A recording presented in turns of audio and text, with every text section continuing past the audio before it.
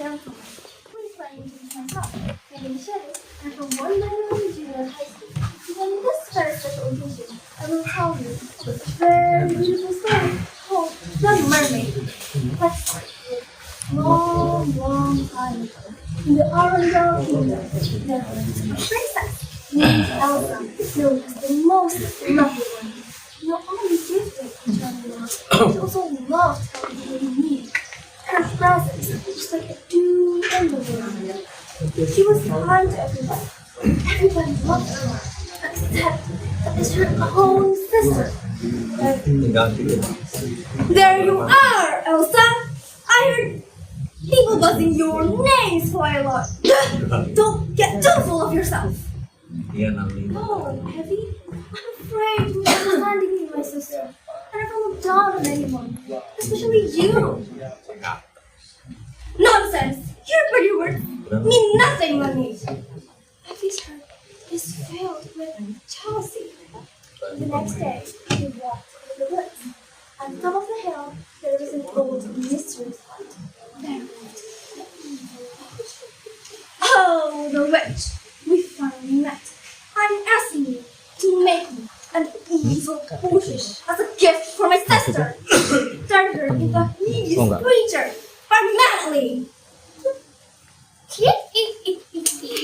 As you wish, Your Majesty.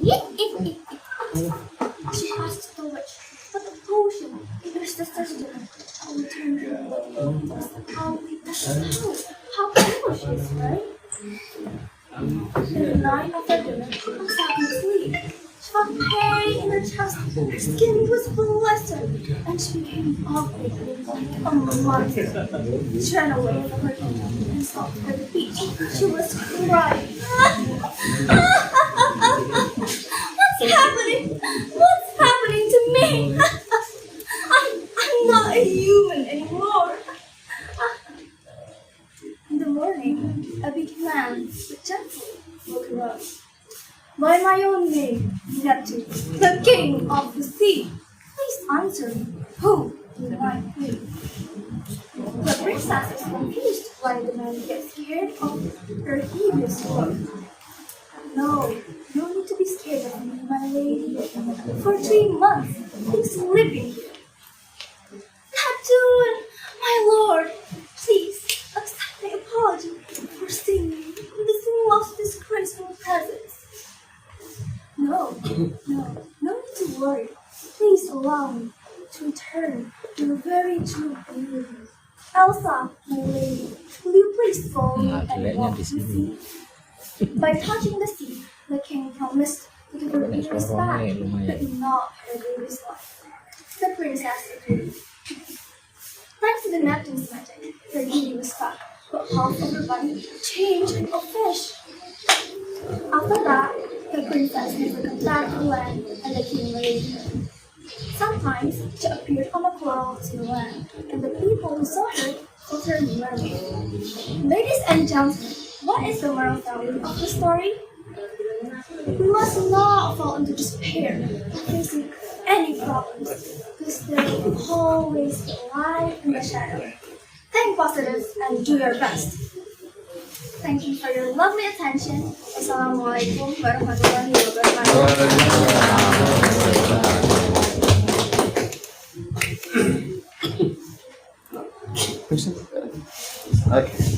Okay, thank you. I have 2 questions. The first question is, what is this story about? The story is about a princess that loves to help people, but her sister is jealous of her. So she poisoned her older sister and turned her into a monster. Thankfully, the princess Elsa, made Neptune, the king of the sea, to help her gain her previous beauty and then mermaid. Okay, the next question is, if you were Elsa, what would you like to do when your sister's having a jealousy? I will explain to my sister that I'm not doing anything harm to her. I'm not doing any harm to her, and I will do my best to help my sister to become as me. Okay, thank you very much. Thank you. Okay. From Julie to the first question is very simple one. What is the title of the text? Title of the story is Mermaid. Okay. In this story, you know that her married sister. How is the married sister character then? Elsa's character, she is a kind girl that likes to help people, but she's very easily trusts people. She easily trusts people. Okay, thank you. Thank you for your questions.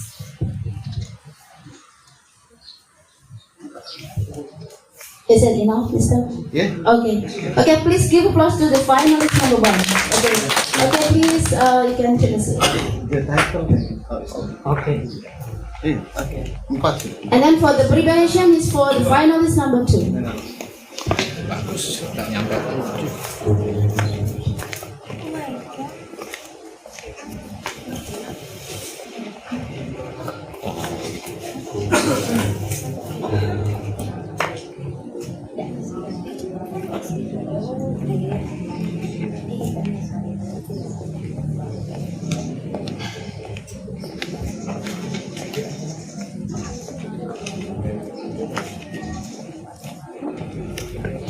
Okay, please to the audience, please silent mode to your mobile phone so that we will be so silent in live streaming in YouTube. I suggest for the finalists use the microphone. Okay, good. Yes. Okay. Pakai mikrofon aja. Yes. Jelas ya. Okay. Yes. Dengarnya jelas. What about if the finalist has been loud? Kalau suaranya sudah jelas? Ya, tidak apa-apa. Ya, ini Tapi kecil sebaiknya lagi. Suaranya kecil banget ya. Iya. Please welcome finalist number 2. Do you want to please?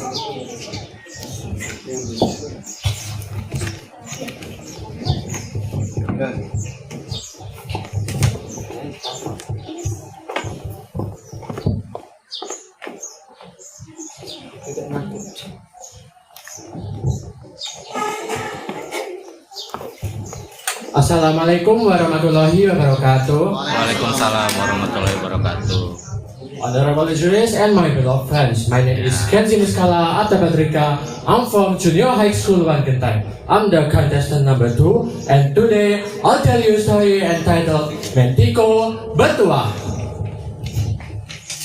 Long time ago, in the land of Simile, there lived a however, spoiled him too much, so Rohit grew up to be a spoiled child. When he was a teenager, the king sent him to study in the city, but his behavior carried over to his school. One day, Rohit came home before his study period ended. Of course, Dad was angry. Rohit, why are you here? You are supposed to finish your study session in school. But Dad, I can't stand studying. It's boring at school. I just want to play at home. What did you say? It was my mistake. Okay, Rohit, from now on, you must stay away from the palace and never come back. Here's some money for you. Rohit was expelled from the palace and received money from his father to train. On his way, he met children who were shooting birds with spears. He gave them money to stop. Along the way, he always gave money to people who mistreated animals. Hey, kids, what are you doing? Hey, brother, look, there are a lot of birds around here. Yes, we can shoot them for food. What? Birds? For food? I don't think that's a good idea. Let me give you some money, okay? Here, take my money, okay? Take this. You can use this to buy food. And also, please stop shooting the birds, okay? People, everybody, please treat the animals well, okay? Here, take my money, okay? And please treat them well. When the money ran out, Rohit rest under the tree. Suddenly, there was a snake. It was a big white snake. It has a long horn on its head. It has a long and sharp fingernails.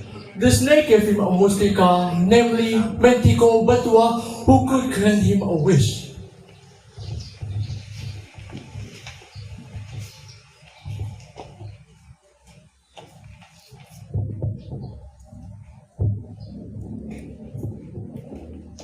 Oh, here. Come here. I want to give you something. Take this.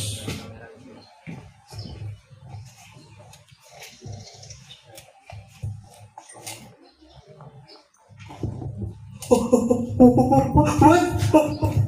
Okay, thank you. Rohit then asked for a lot of money to take back to the palace. Shortly, he brought the mustika to the goldsmith to make a ring. But it was stolen, so he asked the cat, the dog, and the mouse for help. They worked together, but when the mouse wanted to give it to Rohit, the mouse lied to the cat and the dog if the mustika fell onto the river. The cat and the dog immediately looked for the river, but when they went back to Rohit, they were surprised that the mustika was already in Rohit. The cat and the dog soon realized that they had been tricked by the mouse, and until now, mice are always hunted by the cat and the dog. So, ladies and gentlemen, the moral value of this story is that we should be honest to everyone so that we have no enemies at all. I think that's all I have to say for today. Thank you for your attention. Wassalamualaikum warahmatullahi wabarakatuh.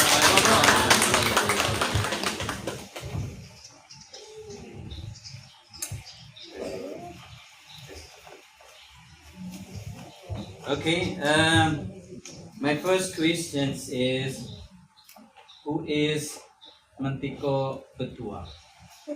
Mantiko Betua is a mustika that could grant a wish. So the snake gave the Mantiko Betua to Rohit, and then Rohit asked for a lot of money, and then after that he bring the mustika to the goldsmith to make a ring. So the Mantiko Betua is a mustika. It is pretty small, like the size of my palm. Okay, the second question is, what is the most important part of the story you like most and why? I think the most important part of the story is when Rohit give money to the kid. So the story teach us to be a good person, and it was shown by Rohit giving a lot of money to the kids so they can buy food and stop shooting the birds. Thank you. Okay.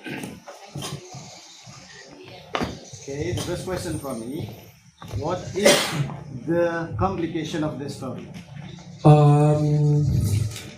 I think the complication of the story is when Rohit is resting on the tree, and then suddenly there was a snake. There was a big white snake, and the snake has a long and sharp fingernails and also a long horn. So Rohit was very scared at first, and then the snake gave him the mustika, and then Rohit take the mustika. Do you think Rohit loved his son very much by giving some money? Rohit is the son of the king. Yeah, the king. Yes. The king gives some money for the son. Yes, I think although the king expelled Rohit, but he still has some love for Rohit because he still gave Rohit money. Okay. Do you think Rahib is a good person? I think at first he is not a good person because Okay. he is spoiled by his family, Okay. and then in the end he realized that what he do is wrong, and then he changed. Okay. Thank you. Thank you.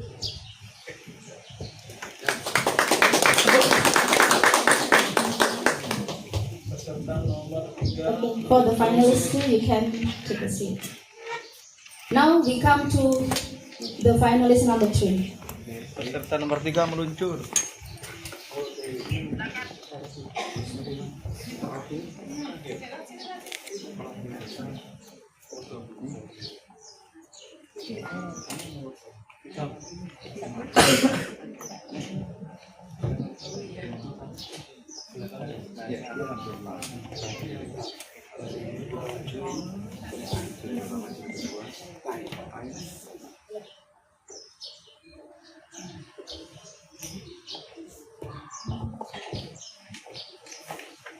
Okay.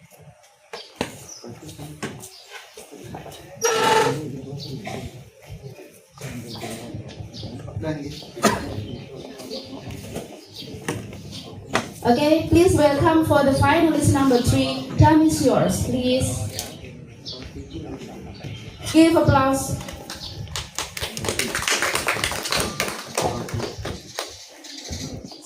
Pakai, kalau bisa pakai ya. Oke, right. Pakai aja. Pakai ya.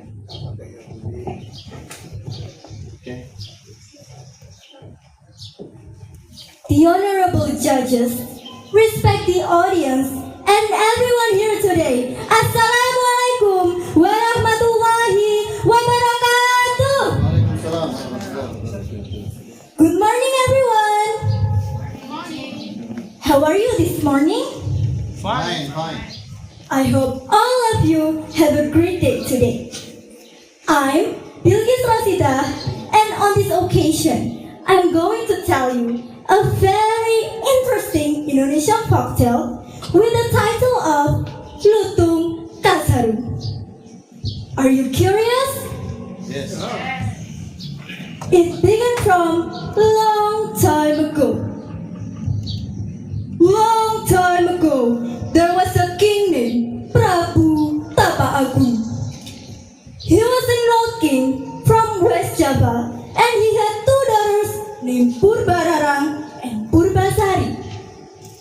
Prabu Tapa Agung planned to retire as a king. He wanted Purbasari to replace him as the leader of the kingdom. But Purbararang didn't agree with her father's decision. She said, "You cannot ask her to be a queen, father. I'm older than her. It's supposed to be me, not her. This is impossible, father."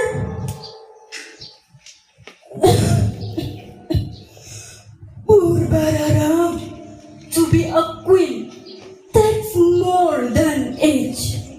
There are many other qualities that one must possess, explained Prabu Tapawakung wisely. And then Purbararang set a bad plan with her fiancé, Indrajaya. Together, they went to a witch and asked her to put a spell on Purbasari. "Excuse me, ma'am. Hello, young lady. What can I help for you?" "I want you to make my sister have a bad skin. Can you do that for me?"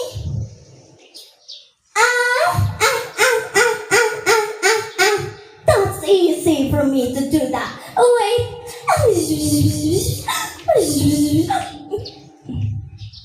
Here. The witch gave her a potion, and then she put the potion in Purbasari tree, and Purbasari then drank it. Oh my god! What happened to my skin? My face! And my body! Oh my god! Purbasari had a bad skin.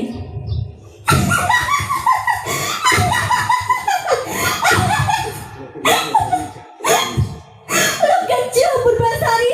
You're so ugly! You're not as beautiful as me! You cannot be the queen!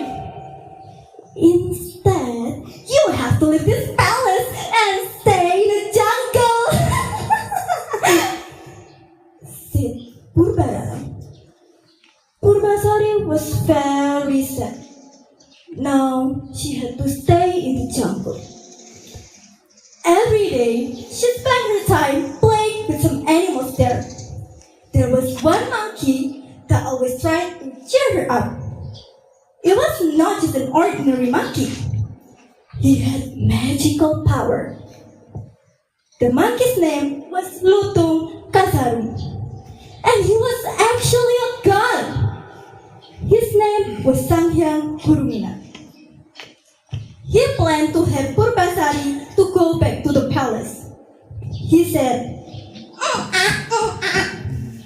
"My princess, I will help you to go back to the palace." Well, thank you very much, Lutung Kasarum. But I can't go back to the palace. My skin is so smelly, said Purbasari.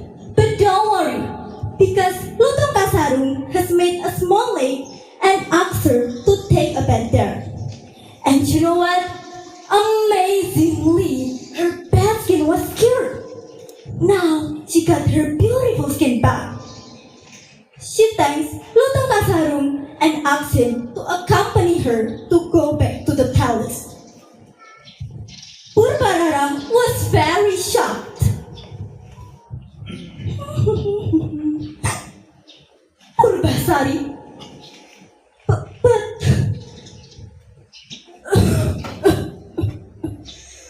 Purbasari, welcome back to the palace. Now you'll be the queen. Wait, father, but that's not enough. A queen must have a handsome husband. If my fiancé is more beautiful than yours, then I will be the queen. And here is my fiancé, Indrajaya. Where is yours? Asked Purbarara.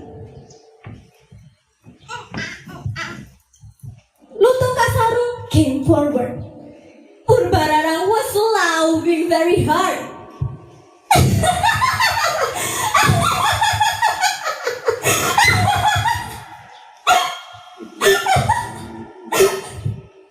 Your fiancé is a monkey? You've got to be joking, Purbasari.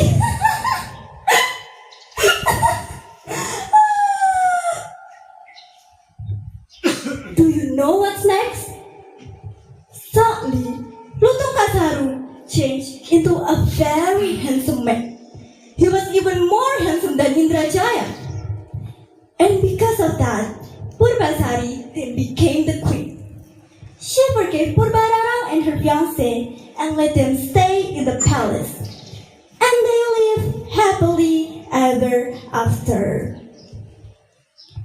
This is the end of my story.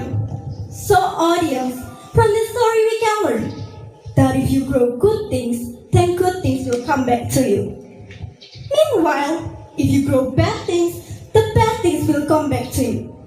Thank you very much for your kind attention, and wassalamualaikum warahmatullahi wabarakatuh. Okay, thank you.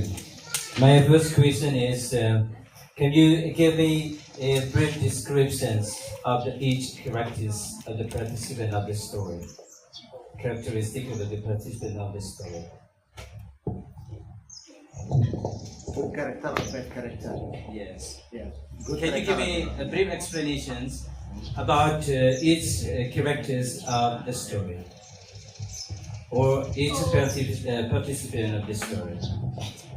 The bad character is Purbarara, Indrajaya, witch. And the good character is Purbasari Prabhutapa Agung. Okay, the second one is, do you have any ideas of why did Purbasari went to a jungle? Because Purbasari had a bad skin. So, yeah, So what did she do on the jungle? she played with some animals there. Did his bad skin cured?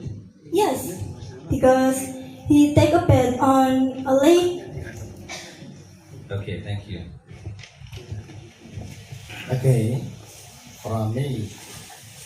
Okay, just stay on the stage. My question is, okay, what happened to Purbasari after her first daughter was jealous to her and then asked the witch to spell her? What happened to Purbasari? Yes. She did not do anything. No. You know that the king has two daughters, right? Yes. The first is Purbalarang and the second is Purbasari. Yes. But after the king is going to pass away, the consistent, the generation of this should be Purbalarang. But fact the king chose Purbasari. Because Purbararang has a bad character, so Prabhutapa Agung was worried that the kingdom was led by Purbararang, the people will suffer. So what happened to Purbasari after that? After which? Oh, she has a bad skin. She has a bad And then skin. who helped her? Lutong Kasarong. Lutong Kasarong. Okay, yeah. Thank you.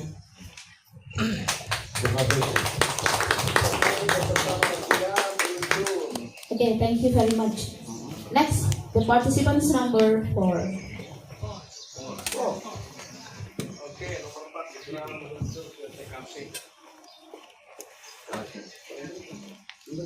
Ya, nomor 4.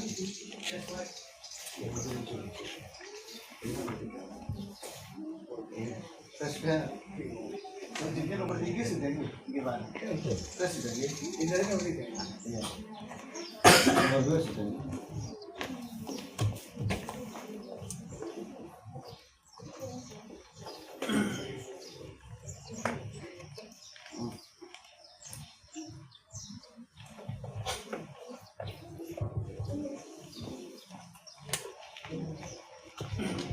Okay, please welcome the participants or the finalist number 4. Time is yours.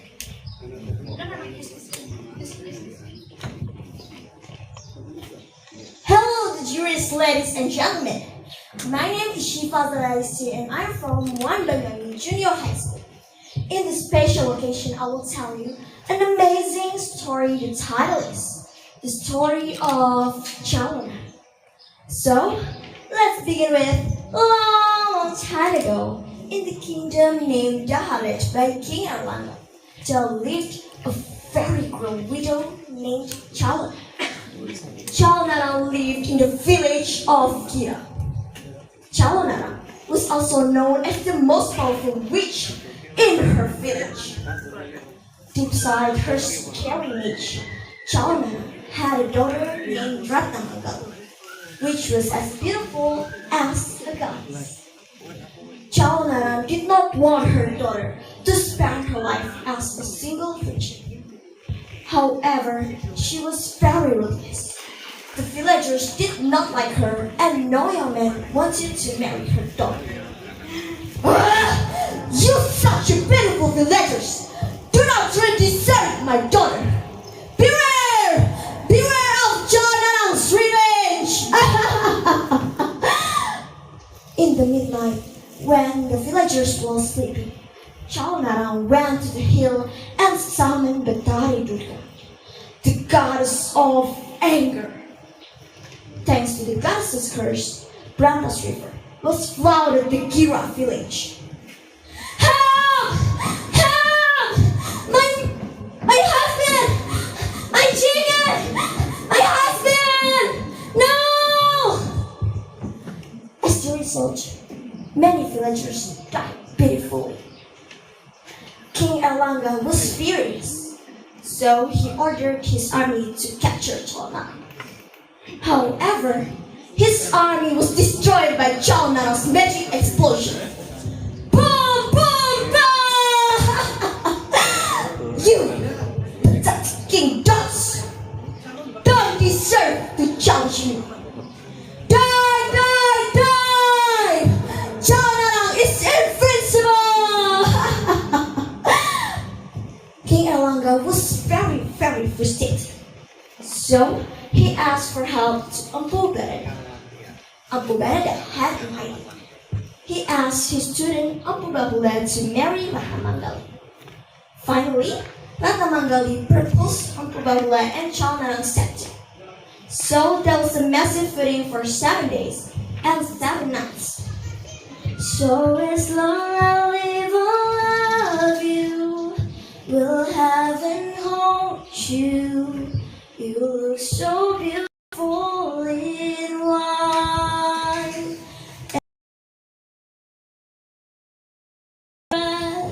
You're still my cherish. You look so beautiful in white tonight. When the couple was like two loving birds, and all people were in joy, Empu Baradat used this time to carry out his mission. My dear Ratna Manggali, please tell me, what makes your mother so powerful?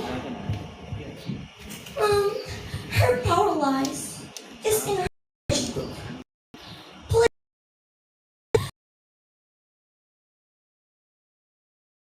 friends, please put an end of her madness. Right in the midnight, Empu Baradat sneaked into the Chalonarang's room and managed to steal the magic book. After he got the book, he ran away with Ratna Manggali. In the next day, Chalonarang was very, very mad because the magic book was gone. She was furious. How dare you! How dare you! When I found you, I will torture you and I will... After studying the secret of the magic book, the day had come. Empu Baradat challenged the evil Chalonarang. When facing Empu Baradat, Chalonarang exploded with flames as big as her eyes. But Empu Baradat knew the trick. He read a powerful spell to reflect the fires to the Chalonarang's body. Chalonarang was powerless and vulnerable without her magic book. It can't be! Ah!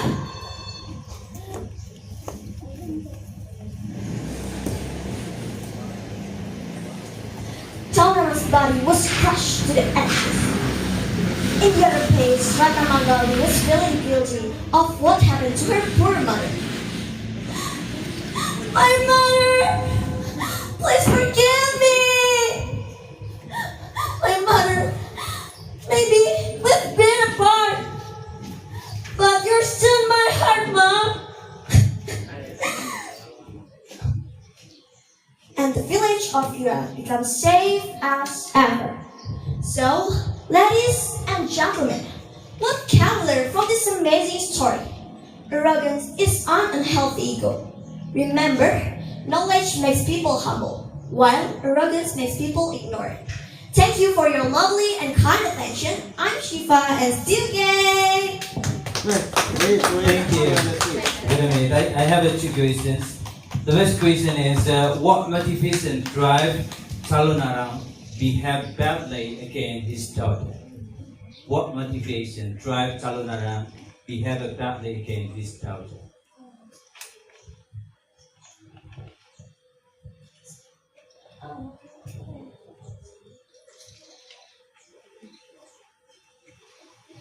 You can change another one. Okay. The second question: if you were Chalonarang, how will you treat your daughter?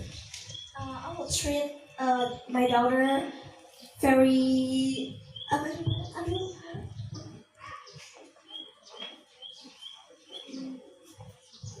I will love my daughter very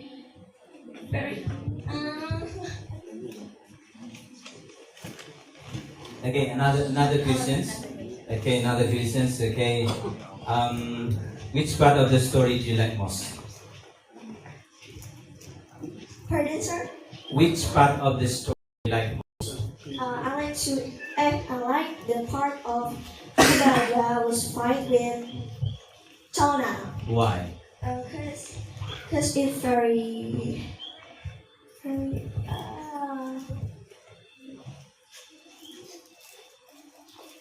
it's very interesting for me. Well, the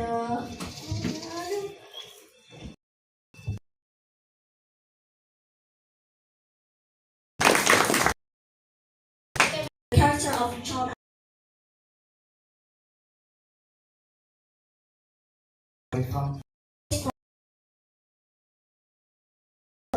is very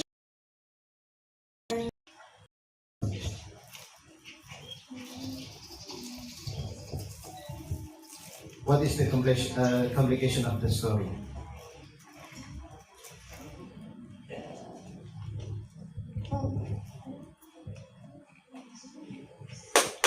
Okay, yeah, thank you.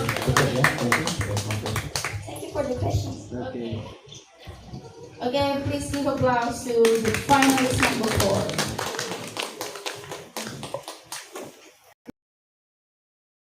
Finalist number 5.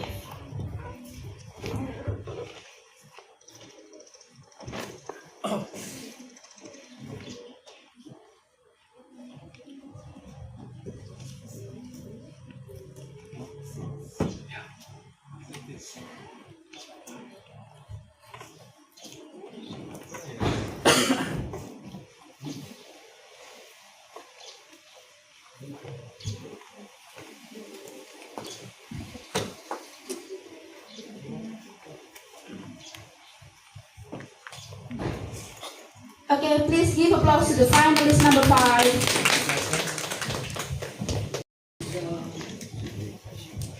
Hello and hi there. Assalamualaikum warahmatullahi wabarakatuh. My name is Talita Siva Daniela Karmono and I'm from Wangiri Junior High School, Banyuwangi. Today, I've got an interesting story for you. Yes, this story tells about the animals that competed in a unique running race. I'm sure that you are getting curious with my story, aren't you? Ladies and gentlemen, here is the story of the deer and the sea snails. Let's get it started with a long time ago. There was a beautiful beach not far from the jungle of Aru Islands, Maluku. A group of sea snails live happily and peacefully there. Meanwhile, in the jungle, there lived a group of deer that was always proud of their ability in running very fast. The deer always went from one place to another place and challenged other animals for a match. However, no animals accepted his challenge. And then the deer went looking for a new place until the deer arrived at a beautiful beach. Wow! It's a lovely place! I must live here! Yeah! Said the deer. And then the deer went looking for the animals at the beach and met the sea snails. Hey, small creatures! If you want to keep living on this beach, you must defeat me in a running match.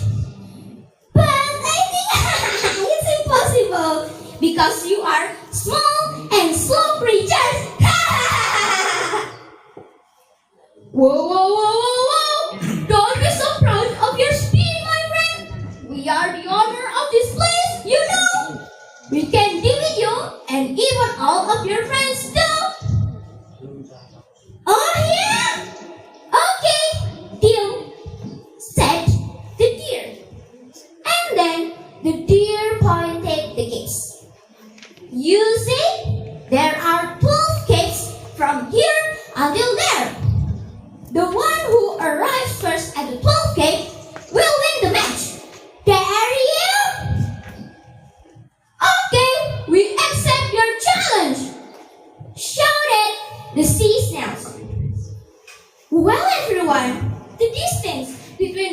cave to another was very far.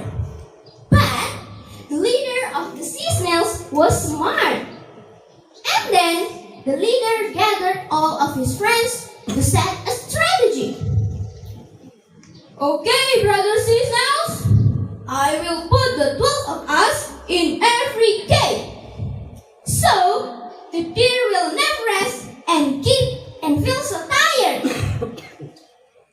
Yeah, that's a brilliant idea. Okay, let's work together and give the deer a lesson. Well, everyone, the next day, the match between the deer versus the sea snails finally arrived. And all animals in the island came to watch this unique match. Ah, Papa Elephants! Wee, Uncle Tigers! Ooh, Grandpa Crocodiles! Ah, the dolphins! And wow, Grandma Monkeys! And then the runners were standing side by side. Okay, gentlemen, are you ready? Get set, breathe! The deer ran very fast. In just a second, the deer had already left the sea snail. Bye-bye, slow creatures! Wah! Well, everyone, after a few hours of running, the deer arrived at the first cave. Hey, sea snails, where are you? Where are you? Yoo-hoo! Shouted the deer. I'm here, said one of the sea snails. Oh no!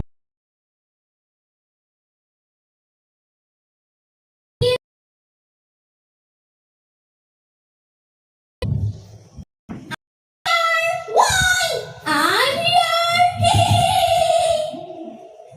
Well. There was always a sea snail in every cave. Meanwhile, the deer kept speeding up his running and he lost a lot of energy. I'm so tired. I cannot no more. Well, everyone, the deer almost reached the 12th cave. But the deer didn't have strength anymore and fell down to the ground. Hooray! We win! Yay! Sea snails are smart! Sea snails are smart! Yay! Well, everyone, the deer got so embarrassed. And finally, the deer came back to the jungle and never returned to the beach. Wow! What an interesting story, isn't it? Well, everyone, from the story we can learn a solution for every problem. If we stay united, no one can harm us. However, no matter how strong we are, we may not be arrogant and underestimate other people. Okay, that is the end of my story today. Thanks for watching and goodbye. Wassalamualaikum warahmatullahi wabarakatuh. Thank you very much. My question is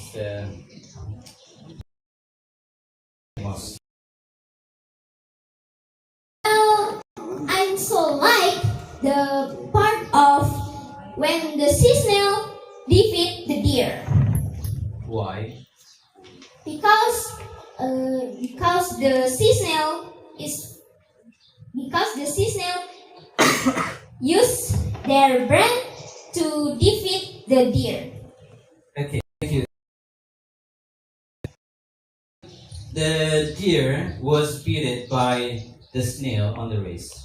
Sorry, can you How repeat can- this How question? can the most deer was beaten by the snail on the race?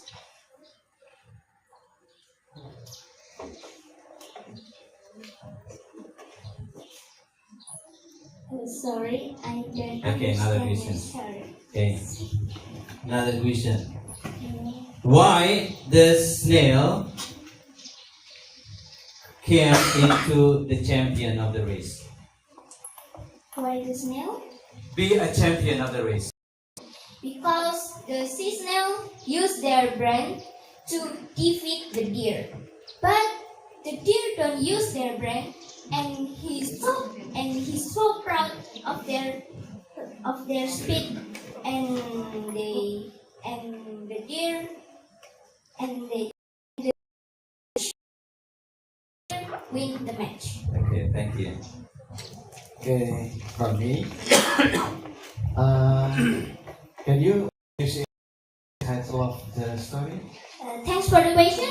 Well, the title of my story is The Deer and the Sea Snails. Thank you. Okay, if the story tell us about the animal, what do you call? Thanks for the question. Well, there are two main characters in my story. They are the deer and sea snails. Okay. Do you know the fable is? What is the fable? The fable. Thanks for the question. Well, fable is a story that about the animals. Ah, yeah, that's good. And then the next question. What is, I know that at the time when you told the story, I know that you have already told the message of the story. Could you repeat again? What is the moral value of the story, of the text? Thanks for the question. Well, my story has good morals for the audience. Yes, there is always a solution for every problem. If we stay united, no one can harm us. However, no matter how strong we are, we may not be arrogant and underestimate other people. Well, if we are strong, don't use our power to hurt other people. My question is, what does it mean in bahasa Indonesia, underestimate? Underestimate, menghargai orang lain. Merendahkan orang lain. Yeah, okay, thank you for the question. Thank you, you can sit down. Nice performance exactly, yeah. Oke.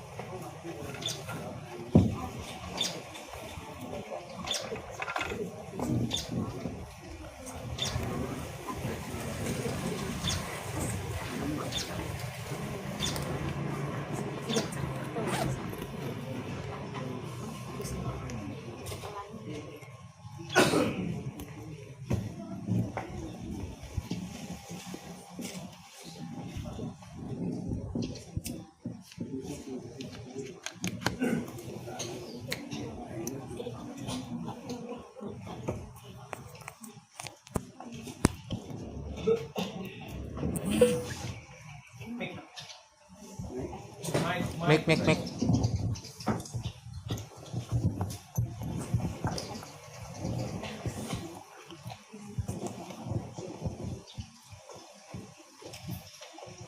Assalamualaikum warahmatullahi wabarakatuh. Hello everyone, the honorable judges, the respectable the committee of telling story competition, and all dearest brother and sister. In this special occasion, I would like to tell you about my story from Bali Island, and I'm sure you never heard this story before. With the title is The Legend of Bali Street. Once again, The Legend of Bali Street. And now please listen me up. A long time ago, there was a kingdom named Daha. There lived a Brahmana named Bhagawan Siddhi Mantra with his supernatural power. His teacher presented him a property and a beautiful wife. From his marriage, he has a son named Manik Angkran. Manik Angkran was a strong and smart young man, but he had a bad habit. He loved to gamble and always spent all his father's money. One day, Manik Angran met his father. Dad, I have many debts. Please pay for them, said Manik Angran. Oh, my son, you are so pity, said Begawan Sidimantra. Begawan Sidimantra always prayed to God. Suddenly, he heard a voice that told him to meet a dragon in Agung Mountain. The dragon named Naga Besuki. Hey Sidimantra, take a trip to Mount Agung. There are treasure guarded by the dragon named Naga Besuki. Ask him to give you a little treasure. A mysterious voice says. Then, Begawan Sidimantra went into Agung Mountain. He said the prayer and rang the bell. Not long after that, Naga Besuki came out and gave the jewelries. Sidimantra, advise your son. Don't let your son to gamble again. Naga Besuki said. Well, Naga Besuki, thank you for your help. Begawan Sidimantra said. Begawan Sidimantra turns back to his home and meet Manik Angran. Manik Angran, this time is the last. You should not spend my money again. Begawan Sidimantra said. Yes, father, I promise, said Manik Angran. But soon, Manik Angran broke his promise and spent all his father's money. He heard that his father got the jewelries from the dragon in Agung Mountain. Then he stole his father's bell and went into Agung Mountain. Hey Manik Angran, why you rang your father's bell? Naga Besuki asked. Oh Naga Besuki, I want your jewelries to pay my debt. Manik Angran said. Well, take the jewelries in my body, but you should not use it to gamble. Naga Besuki said. The dragon issued gold and diamond from the scales, and Manik Angran take the jewelries. But he had a bad idea. He cut the dragon tails when the dragon turning back to his nest. There were many jewelries come out from the dragon. He took them and ran away. Naga Besuki became angry, and with his great power, he killed Manik Angran. Manik Angran was immediately burned to ash after Naga Besuki licked his threat. Begawan Sidimantra was very sad to hear that. He asked the dragon to bring his son back to life. Oh, Naga Besuki, please bring my son back to life. Begawan Sidimantra begged. Naga Besuki agreed, but they had to live in different places. After a few moments, Manik Angran lived again. Then, Begawan Sidimantra used a stick to make a big line on the ground, separate between them. From the line, water flowed and getting bigger and bigger. And finally, from the water it became a strait that separated Java and Bali. Now the strait is called Bali Strait. So guys, from the story we can learn that if you want to be a successful person, you must not be greedy and you have to keep your promise. Well guys, that's the end of my story. Thank you for your nice attention and wassalamualaikum warahmatullahi wabarakatuh. Waalaikumsalam warahmatullahi wabarakatuh. Thank you. My first question is, which characters do you like most and why? Which characters of the story do you like most and why? The character. Sorry. Or the participant of the story. Which is the participant of the story do you like most? The character. Yes. I like Begawan Sidimantra Why? because he is a great parent for Manik Angran. He attend to Manik Angran Pelayan nih. to use his money is not to gamble. And when Manik Angkran is dead, Begawan Sidimatra begged to Naga Basuki to bring his son back to life. Okay, thank you. The second question is, why did Mani Angkran cut off the dragon tail? Because Manik Angkran is greedy. He wanted to. Sorry. Manik Angkran is greedy. He wanted all of jewelries from Nagabasuki to pay his debt. Okay, thank you. Thank you. The next jury will give you some questions. 2 questions maybe. Okay. Can you describe the character of Mani Angkran? Manik Angkran is a smart young man, but he had a bad habit. He loved to gamble and always spent all his father's money. Okay. And then how is the solution of the story? The result of the story is when Begawan Sidimantra begged to Nagabasuki to bring Manik Angkran back to life, and they had to live in different places. Okay, this is the story of Bali's tribe. Yes. Okay, if we talk about this, what do you call? Belong to fable, legend, or myth? The story is legend. Okay, thank you. Good. Okay, give applause to the contestant number 6, Cahayu Paraswan. Yeah, okay. Great.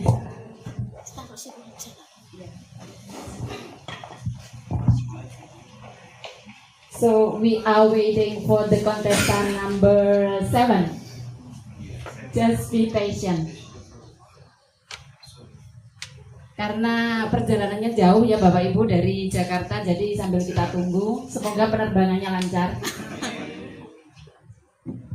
Bentar lagi mendarat pesawatnya. Oke, siap, kita tunggu.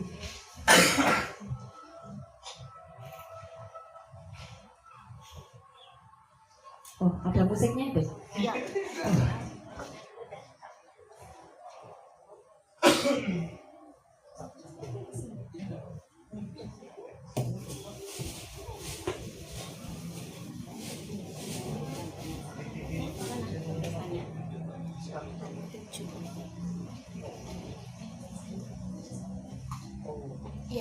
Okay, here she is, contestant number 7, Nashwa Atifah Ari. Please take your time. You may use the mic. Biar suaranya kencang. Assalamualaikum warahmatullahi wabarakatuh. Waalaikumsalam warahmatullahi wabarakatuh. Hi everyone, my name is Nashwa Atifah Ari from State Junior High School of Banyuwangi. I would like to tell you the story. The title is The Story of Toba Lake. Once upon a time, there was a man who was living in North Sumatra. His name is Toba. He lives in a simple hut in a farming field. He did some gardening and fishing for his daily life. One day, while Toba was fishing, he caught a big golden fish in his trap. It was the biggest catch he ever had in his life. Toba said, "Oh my God, this fish is so big! Wow, looks like I will eat one today." Then Toba brought the fish to his house with a big smile on his face. Toba put the fish on the chair in the kitchen, and he got a bath. When he to go to the kitchen, he was surprised because the fish turned into a beautiful woman. She had a beautiful face and beautiful body. Toba fell in love with her and proposed to her as his wife. She said, "Yes, but you have to promise not to tell anyone about the secret that I was once a fish. Otherwise, there will be a huge disaster." Toba made the deal and they got married. lived happily and had a son named Samoset. His child was very intelligent, but spoiled. When Samoset grew up, there were tasks which should be performed every day, namely delivering the food into his father's field. One time, Samoset felt very lazy to deliver food to the field and made his mom scold that. Because of that, Samoset got upset. He walked away grumbling. But suddenly, while on the way, he felt very hungry. I'm very hungry right now. I have a good idea. I will eat all this food, said Samoset. Finally, he ate his father's lunch. There was no food left at all. Unfortunately, Toba found out and got furious and shouted, "You damn son of a fish!" Samoset was very scared. He cried. Then he ran home and asked his mother, "Mom, if I only fish good, that will be that." Heard that, the mother started crying, feeling sad that her husband had broken his promise. Then the mother rushed to meet her husband. "Why did you break your promise? I am very disappointed on you. You've been violating the covenant," said his wife to Toba. Although Toba had begun so much, he said, "Please forgive me, please. I didn't mean to say it." But his wife was not to forgive him. "I can't forgive you. Even if I forgive you, a huge disaster will still happen," answered his wife. Then his wife told her son to run up the hills because a huge disaster was about to come. When her son left, she prayed. Soon there was a big earthquake followed by non-stop pouring rain. The whole area got flooded. Toba was carried away by the current during the flood began. He screams, "No! Help me please! Someone help me please!" Toba drowned in the flood. Do you know what happened to his wife after that? Yes, you're right. She turned into a fish again, and her son became the island of Samoset. That's why the lake is called Toba Lake, and the island in the middle is called Samoset Island. I think that's all about my story. I hope you enjoyed it. What we can take from this story is that don't break the promise you have, because it will ruin everything. Thank you very much for your attention. Wassalamualaikum warahmatullahi wabarakatuh. Okay, the first question is, what is the purpose of the story? Yes, or social function of the story. What is the purpose of the story? Teach us to not broken the promise we have, because it can bring everything. Okay, thank you. The second question is, when did the conflict arise? Once upon a time. When did the conflict arise? Or when did the conflict happen?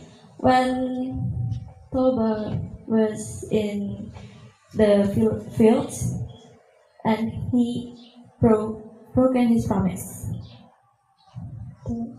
Okay, thank you very much. Okay, the handsome went to the river and then got the golden fish and then changed into a beautiful woman, right? Right. And then agreed to get married with a man. Yes. What did she say as a requirement to be his wife? What she said? Yeah, the woman agreed to get married, provided. What is the requirement? For example, I'm the lady and the woman. I agree to get married with you, but you have to keep your promise. What did the woman ask?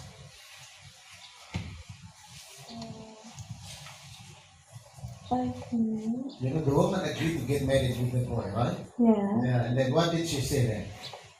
I will say, I will marry you and I will keep my promise. Okay. What is his promise then? Promise. This promise, if her husband broken his promise, can be a huge disaster. Yeah, not to tell someone else that she was a fish, right? Yes. Okay. Do you think Toba is a good boy or a bad boy? His son. He a good boy, but because his child ate his lunch, he got mad, then he'd be so rude. Okay, thank you for the question.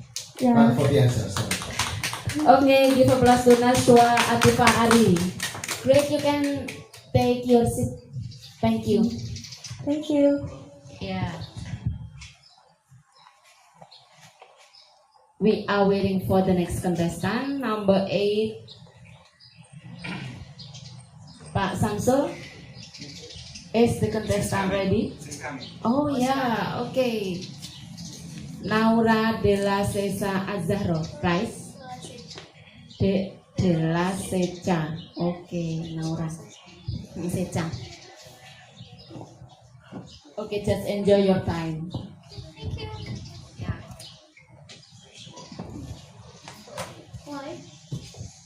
Assalamualaikum warahmatullahi wabarakatuh. Waalaikumsalam warahmatullahi wabarakatuh. Hello everyone, my name is Naura Chazaro from State Junior High School of 2 Grandfinal. I would like to tell you about my story. The title is Snow White. Long time ago, there lived a beautiful woman in this world. She's very beautiful with her blue eyes and long black hair. Her skin is white and smooth, so she was called Snow White. She had a stepmother who always advised of her beauty. Her stepmother was so beautiful, and the magical mirror always said that every day and every time she asked, "Mirror on the wall, who is the most beautiful in this world?" "You are the most beautiful woman in this world, Majesty." One day, the stepmother asked the magical mirror again, but the answer of the magical mirror made her angry. "Mirror on the wall, who is the most beautiful in this world?" "My queen, you are beautiful, but Snow White is more beautiful than you." The stepmother was very angry. Then she asked the trusted servant to bring Snow White to go away from the police and kill her. However, the servant did not kill Snow White. He let her go by herself. "Please, please, don't kill me. I will go to the woods and I will not come back again." Snow White begged. "Go away, poor princess," the servant said. The servant told that what animal was eaten, and letting Snow White made her light and free from the prison. After that, do you know what happened with Snow White? Okay, I will tell you. In the forest, Snow White was alone and afraid. She did not know where she had to go. "Hello, is there someone else here?" But suddenly, she saw a small peculiar cottage. She wondered who lived there, and then she decided to go inside it. In the cottage, there are 7 beds and a kitchen. Snow White was very tired. Then suddenly, she fell asleep.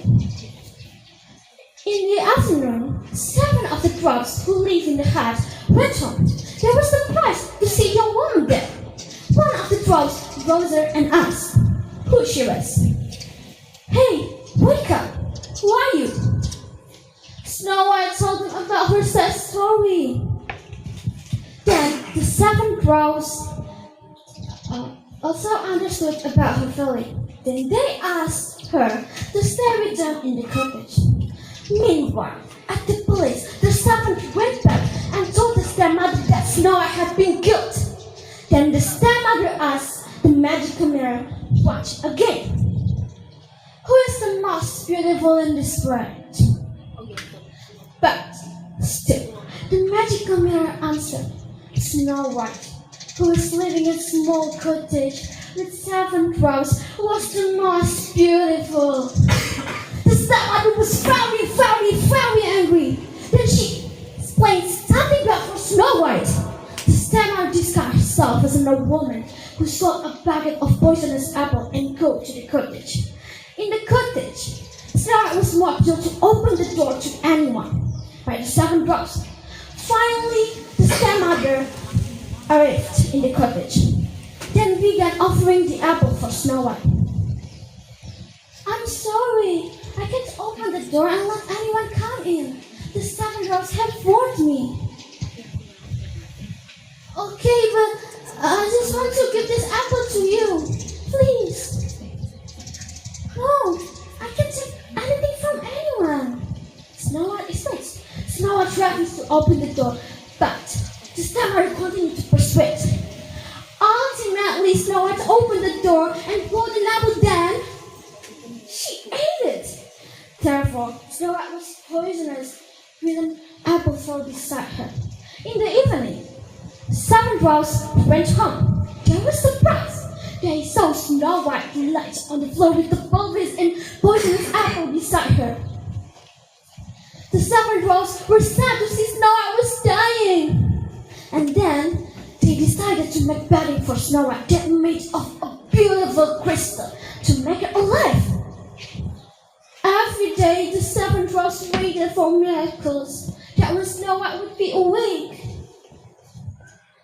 One day, there was a princess of a kingdom who saw a beautiful woman laid on the bed of a crystal.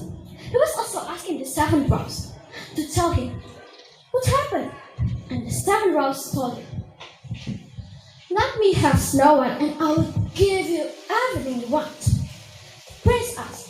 However, the 7 dwarfs refused it. They did not want to be separated with Snow White, even though he would pay by gold to his word.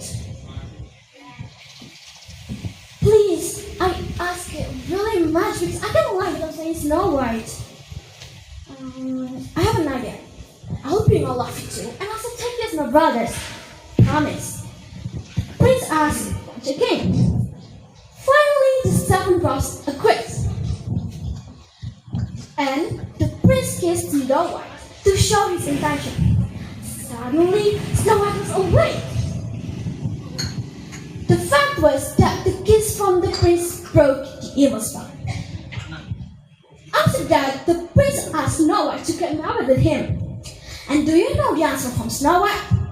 That's right. Snow White said, "Yes, I want." Since that day, Snow White lived in the prince's big place happily ever after. I think that's all from me. I hope you can enjoy with my story. Thank you for your attention and see you. Wassalamualaikum warahmatullahi wabarakatuh. Okay, my first question is when and where the story happened, and who are the characters of the characters in the story? Okay, thank you for the question. I would like to answer the question. There are 11 characters in the story. There are Snow White, the stepmother, the 7 dwarfs, the prince, and the magical mirror. Okay, the next question is, do you believe in a miracle just like what Snow White got? Do you believe in a miracle? Maybe yes. Why? Because sometimes even we don't have we don't have anything that we want, then miracles come and make us happy. Like, oh my God, seriously? Okay, thank you. Okay. Snow White become to fairy tale, I think. Okay. What is your motivation to choose this title? I think thank you for the question. Okay. I think we must have like an expression, but we can envy someone's expression. It's better for us to fix ourselves than being invite on others' expression. Do you think Snow White has a good character? Yes, of course. What can we learn from her? She's kind. She likes to help. She's also beautiful. Like, oh my God, she's a role model of everyone. And how is the end of the story? Happy ending or sad ending? Happy ending. Okay, thank you for the answers. Okay, give applause to Naura. Yeah. Thank you, everyone. Okay, just take yeah. On the stage. We are going to have the next contestant, number 9, Major Lara Justin. Justin or Justin? Yes, number 9. Punina's voice.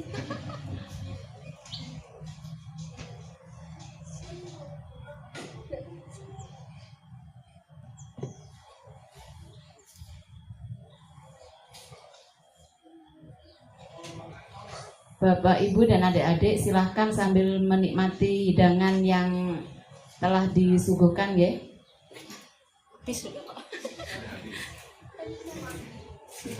Kalau habis bisa pesan di depan. Di kantin kayaknya ada kopi juga. Promosi kok ini. Oke, kontestan number 9, grand finalis number 9, Major Lara Justin. Justin or Justin? Oke. Take your place.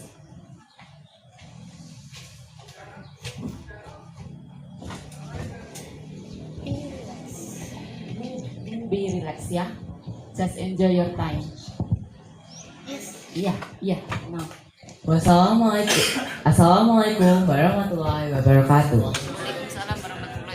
Hello everyone, my name is Major Lara Justin. I am from Public Junior High School, Dugantan. And today, I will tell you a story. And the title is The Legend of Banyuwangi.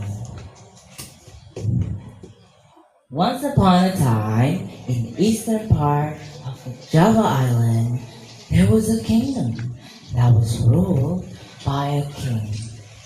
The king's name was Prabu Menak Prakoso. One day, Prabu Menak Prakoso and his soldiers invaded the kingdom of Kungkung in Bali. The king of Kungkung was killed. However, his daughter, Made Surati, and his son, Agung Bagus Mantra, were able to escape and hide in the jungle. Prabu Menak Prakoso had a son named Raden Bantra. He was such a lovely and handsome man. One day, when Raden Bantrang was out in the jungle for hunting, he was in the jungle when Raden Bantrang met Made Surati. She was then taken to the Blambangan to be his wife. They lived a happy life ever after in the palace. When Raden Bantrang was in the jungle one day, Made Surati was surprised by the arrival of a dirty beggar asking for her pity. The princess was even more surprised to find out that the dirty beggar was actually her older brother, Agung Bagus Mantra. She promptly squatted and embraced her brother's legs. Oh my lord, my brother, where have you been this whole time? I've been looking for you everywhere. I thought I lost you by now. Surati, why are you married to Raden Bantra? Have you forgotten what his death had done to us in the past? Have you gone crazy or what? But I really do love him, my brother. You must kill Raden Bantrang immediately. What? No, I would never want such a thing to my own husband. Agung Bagus Mantra became angrier and angrier with his sister and came up with a sly idea to slander her. Slowly but surely, Agung Bagus Mantra succeeded in convincing Raden Bantrang that his wife had been in a scandal with another man. Asking for compassion, Mari Surati tried to tell the truth and denied her husband's accusation. Oh, my dearest husband, but I am innocent. Carry me to the river, and I will prove to you that I didn't do it. As a proof of her noble love, Surati asked her husband to kill her. And as her last request, Mari Surati asked her husband to throw her dead body into the dirty river. She said that if the water smelled terrible, it meant that she had ever been sinful. But if the water smelled fragrant, it meant that she had been innocent this whole time. Raden Bantrang, who was unable to control his emotion any longer, soon stabbed his fist into his wife's chest. Mari Surati died instantly. The dead body of Mari Surati was quickly thrown into the dirty river. Raden Bantrang was shocked to see the water suddenly became clean and as clear as glass with fragrant smell.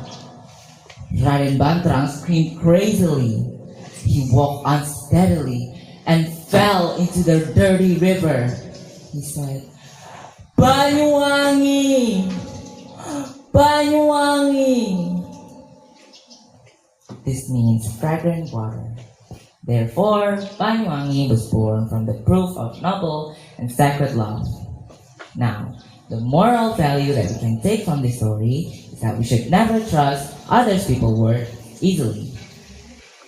Now, ladies and gentlemen, that's the end of my story. Wassalamualaikum warahmatullahi wabarakatuh. Okay. My first question is, which part of the story do you like most? The part where Raden Bantrang stabbed Mari Surati. Okay. The second question is, why Bagus Mantra? Why Bagus Mantra asked Surati to kill Raden Bantrang? Because Raden Bantrang's dad, or Prabu Menak Prakoso, killed Agung Bagus Mantra's entire family. Okay, thank you. Okay, my question is, in Banyuwangi, the legend of Banyuwangi, there are two versions, The other one is Raden Bantrang and Surati, and then another one is Sri Rekso and Sri Tanjung. Sri Tanjung. Okay, what does this text belong to? The story belongs to? Belongs to Raden Bantrang and Mari Surati. The story of animal, fable, myth, or legend? Legend, okay. So, can you tell me the characters of Raden Agus Mantra? He's brave. He How is his character? Very short, I think. Very short answer. How is the character? he's short-tempered and he probably royal to his loyal to his family. You know, like someone who loves his family a lot. Yeah. Okay. The last question is, where did Raden Bantram meet Mati Surati? In the jungle. In the jungle. Okay. Why? Why did Raden Surati go into the jungle? Why did Raden Bantram? Raden Surati, Mati Surati, go to the jungle. Because she escaped. Yeah, she escaped when Prabu Nakrakasa attacked her kingdom. Yeah. Okay. Thank you for the answers. Okay, very good, Major. Okay, get back to your seat. Thank you. We are waiting for the next grand finalist, number 10. Pak Samsul. Yes, wait a minute. Okay. On the route. Slippery road. On the way, yeah? OTR. OTR. On the route.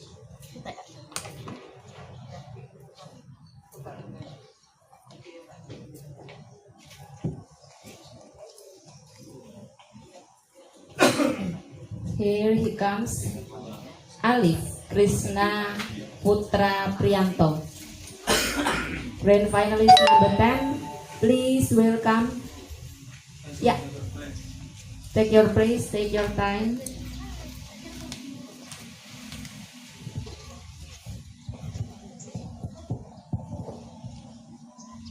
Okay, enjoy your time, yeah.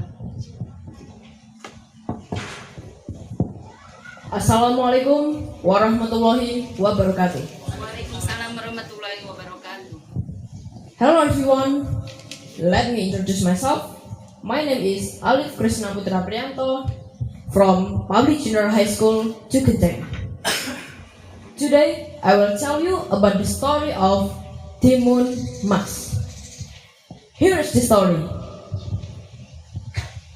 Once upon a time, there was a widow named Mbok Rondo who lived alone because there was no one on her side. She felt and dreamed of the presence of a child and said things to call Buto Ijo. Ha ha ha ha ha ha ha ha ha! Why did you call me?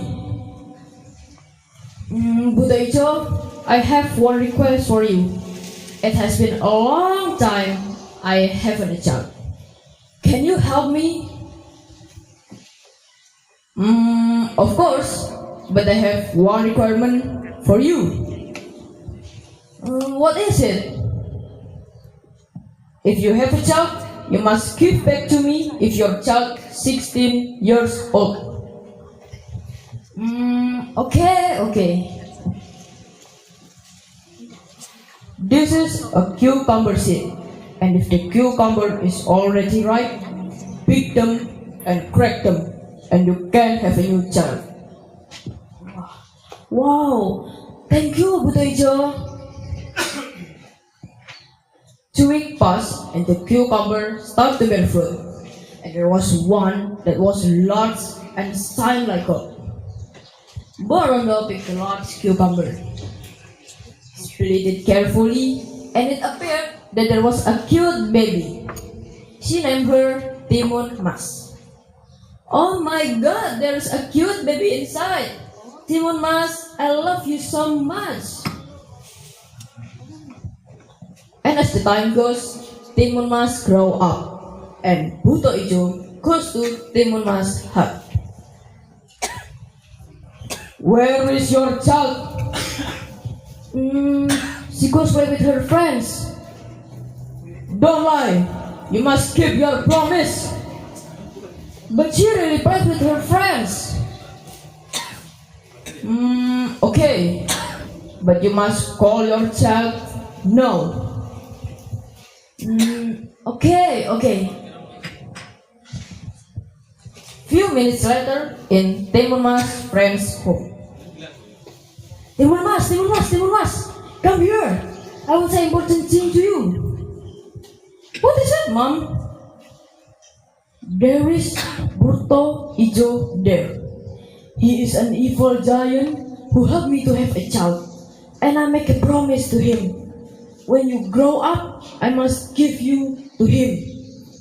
Now you must run far from here, and I give you 4 small bags containing cucumber seeds, needles, salt, and shrimp paste. Here you are. I will pray for the safety from the giant. Next, Borondo said to Buto Ijo. Buto Ijo, Timon Mas, nothing anywhere. Don't lie again. There is Timon Mas. Don't run. Run, Timon Mas. Run. He chased her. When she almost coughed, she dispersed the cucumber seed from the bag, and suddenly became a cucumber field. He was interested to eating them. Then she almost coughed. She dispersed the needle from the bag, and suddenly became a bamboo field. His feet were wounded and black, pricked by the bamboos. And then she dispersed the salt from the bag. And do you know what happened? Do you know? The field became a sea. He didn't give up and kept chasing her. And finally, she dispersed the shrimp paste from the bag, and suddenly appeared boiling sea mud. And finally, the giant died. With the death of the giant, Timon Mas could live happily with her mother. The moral value of this story is, don't expect anything in return from the people we've helped. We must be sincere in helping people. We must keep our promise and don't ask and pray to something or someone.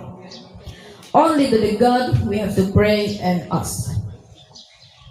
That's the story about Timon Mas. Thank you. Wassalamualaikum warahmatullahi wabarakatuh. Okay, my question is, why do you like the story of Timon Mas? In June, I did a English story contest. The contest is in the LT3 Banyuwangi. And when I come to when I came to the contest, I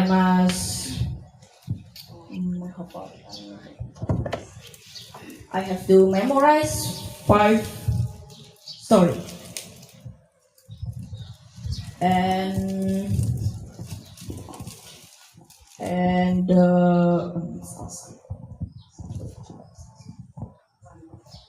one of the story is Timon Mas. Okay, thank you. The next question is, why should Timon Mas give back to Buto Ijo when he was, or when he is 16 years old? Why should Timon Mas give back to Buto Ijo when he is 16 years old?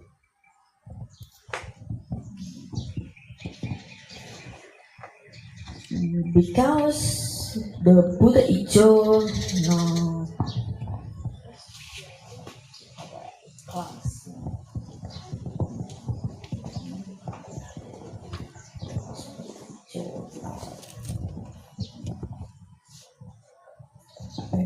Sorry, Okay.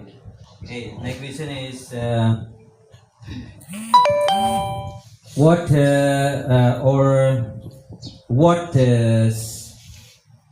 kind of moral you learned from the story? Moral values. Yeah. We must keep our promise and don't ask and pray to someone or something. Okay, thank you.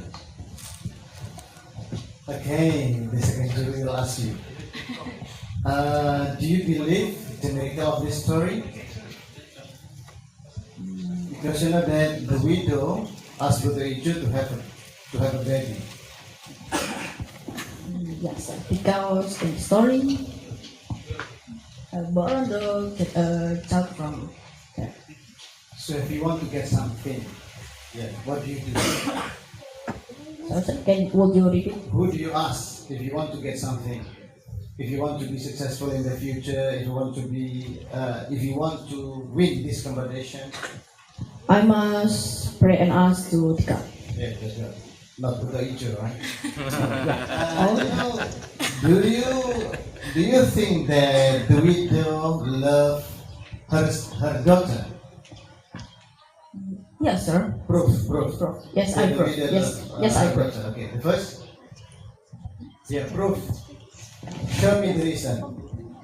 Because when the was born, Borondo was so happy.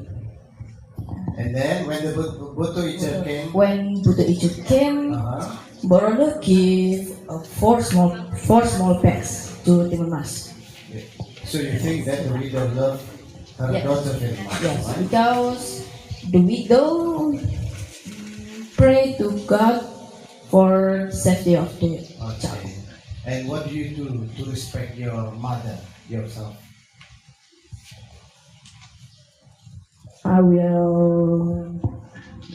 I try to.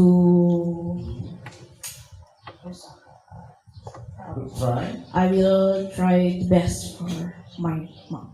Okay, thank you for the answer. Thank you. Thank you for the finalist number 10.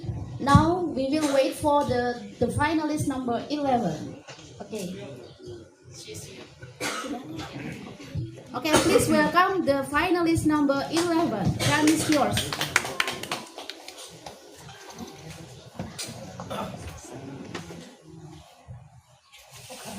Okay, please take the mic.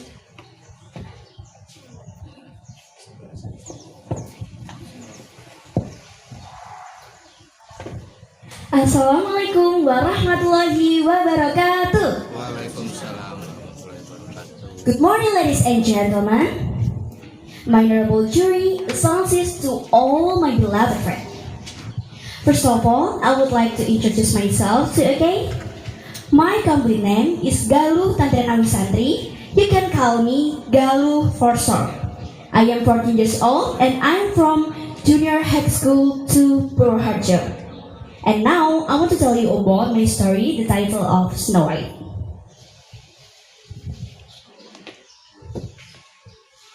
Long time ago, there lived a beautiful princess in a very big village. She is very beautiful with her blue eyes and her long black hair. Her skin is white and smooth, so that's why she was called Snow White. She had a stepmother who was always envious of her beauty. Her stepmother was also beautiful, and the magical mirror always say that every day and every time she asked.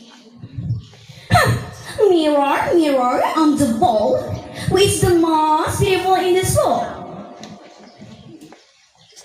You are the most beautiful in this world, my queen.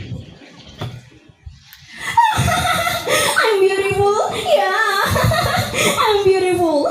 But one day, the magical mirror understood my stepmother equally. Mirror, mirror on the wall, who is the berries of the mall? I'm so sorry, my queen, you are beautiful, but no one more beautiful than you. What? Snow White? Never! Stepmother was very angry and asked the servant to bring Snow White dog away from the palace and kill her. I'm so sorry, princess, but the queen asked me to kill you.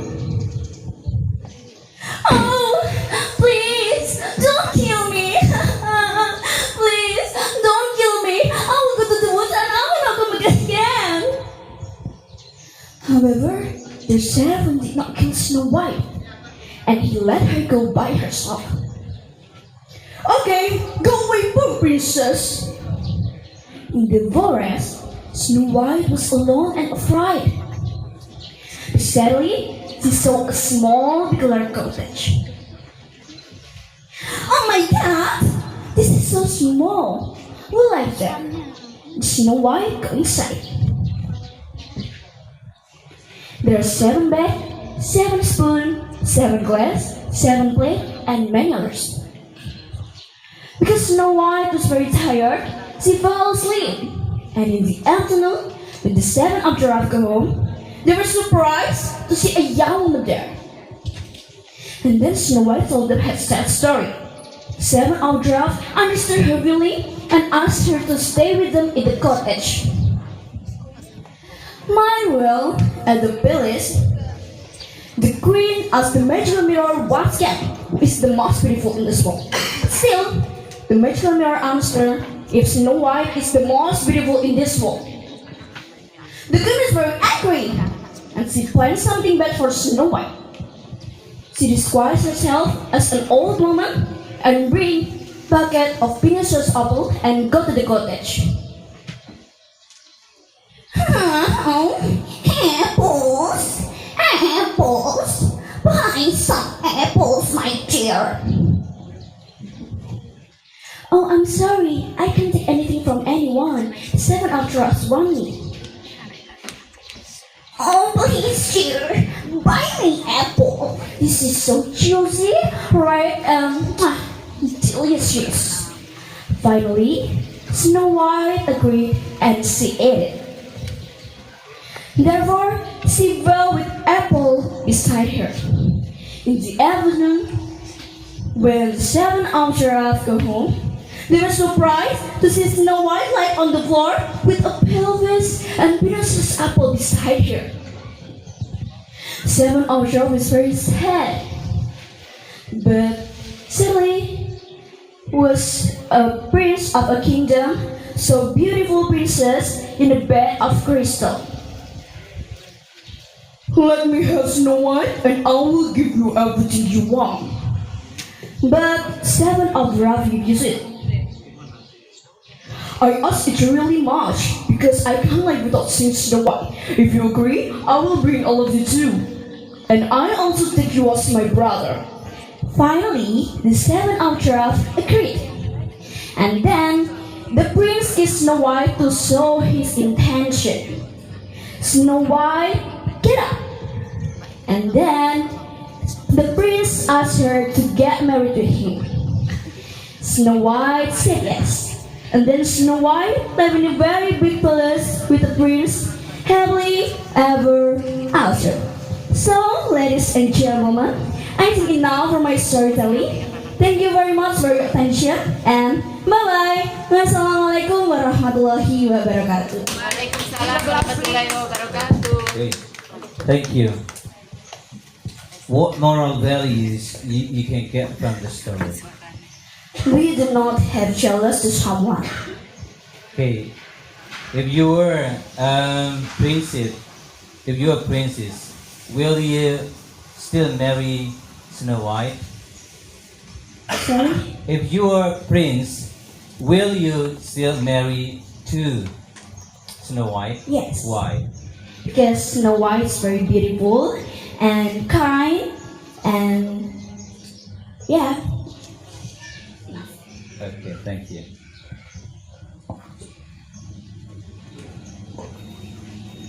Okay, to be successful person, we have to work hard. Okay, why did Snow White go to the jungle then? Because Snow White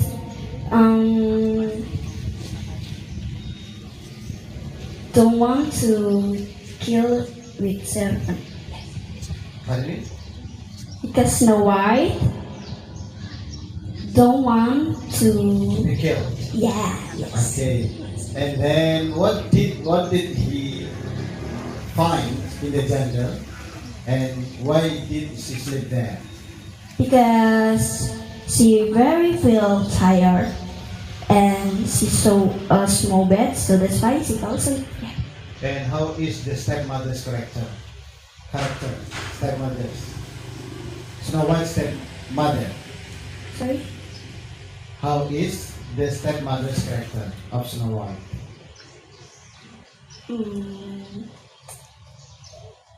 How is stepmother's character? Did Snow White have stepmother? Yeah. Yeah. How is her character? Stepmother. Yeah, stepmother. Yeah. How is her character? Do you understand? Yes, but I don't know. Do you think Snow White's stepmother good or bad? Bad. Yeah, why? Bad people, because she is not kind and feel jealous to Snow White because Snow White more beautiful than her. Okay, thank you for the Okay, answer. thank you. Give applause to participants number 11. Thank you. Okay, next, the finalist number 12. Please welcome Maya Anggita Lintang Sayekti. Probably she's on the way.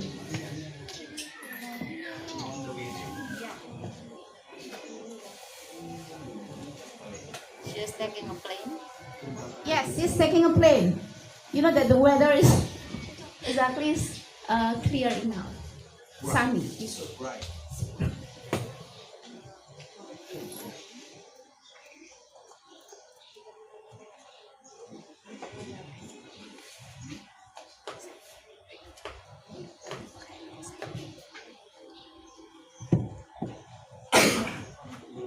Here's the participant for number 12.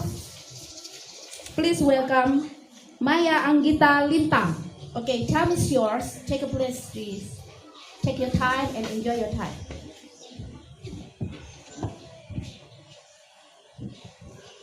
Assalamualaikum warahmatullahi wabarakatuh.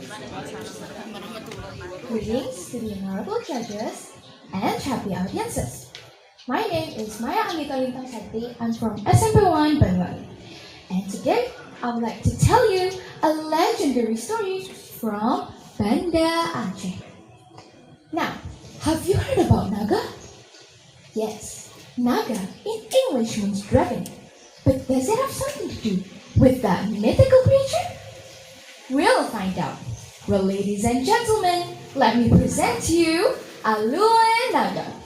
And here is the story.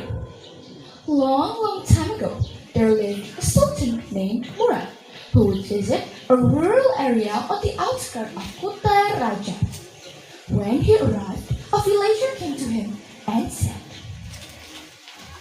"Greeting, my lord. Well, lately there have been many updates in the Lanyong Hill area.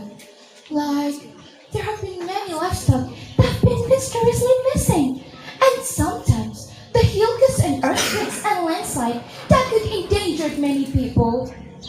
To deal with that, Sultan Murad ordered Rengali to investigate what was happening in that hill. When Rengali got there, he felt something strange with the hill. What is this hill? What a strange hill! Then he immediately climbed in the higher part and stood on it. Suddenly, rolling water flood. Rengali was shocked and he jumped down when rolling. Oh, Lord! Dear God! I thought I almost died. What was happening? This hill is not normal. Suddenly, the hill moved and made a sound. Forgive me, O Sultan Lingish son. Rengali was shocked. Who are you? Show yourself! The water was flowing more and more from the hill, soaking his feet. My apology, my lord. It really surprised Rengali when he saw that the hill slowly moved and revealed its true form. The head was very similar, like the head of a snake, buried in bushes. Greeting, my lord. I am the dragon, your father's old friend. Would you mind if I had a chance to meet Sultan Alam. After hearing this, Bengali returned to the Sultan Mura and invited him to see the dragon. Well, ladies and gentlemen, what was actually happening between the dragon and Sultan Alam? Back then, Sultan Liye and the dragon were asked to deliver 6 white cows to Sultan Alam. Sultan Alam is Sultan Mura's father. While on their way, seeing how huge and tasty the cows were, the dragon couldn't resist his hunger. And do you know what happened next? Yes, the dragon devoured the cows one by one. When Sultan Liye found these things out, he was mad. Sultan Liye and the dragon having a great fight. The human and the dragon was trying to kill each other. Well, happy brothers and sisters, what happened next? To find out, let's just return to the journey of Sultan Mura and Rengali. So, when they got to the hill, the dragon was kneeling and crying before them. My lord, punish me, kill me. This worthless creature has betrayed Sultan Alam. I've killed Sultan Liye, said the dragon. Then, why are you trapping him? Asked Sultan Mura. King Liye stabbed his sword into my body and paralyzed me. A blow of Sultan Liye caused the ground split, and I was buried here with him. Allow me to be killed and buried here with him, please, asked the dragon. Well then, free him, Rengali, said Sultan Mura. Yes, but in this case, my father didn't want to kill him. Neither do I. I would free him, said Rengali. What? No, please, no. I've lived long enough to bear this sin. Release me from this pain, asked the dragon. Well, now then, free him, Rengali, said Sultan Mura. Now the dragon was released, and they tried to find the sword that was stapled on the dragon's body.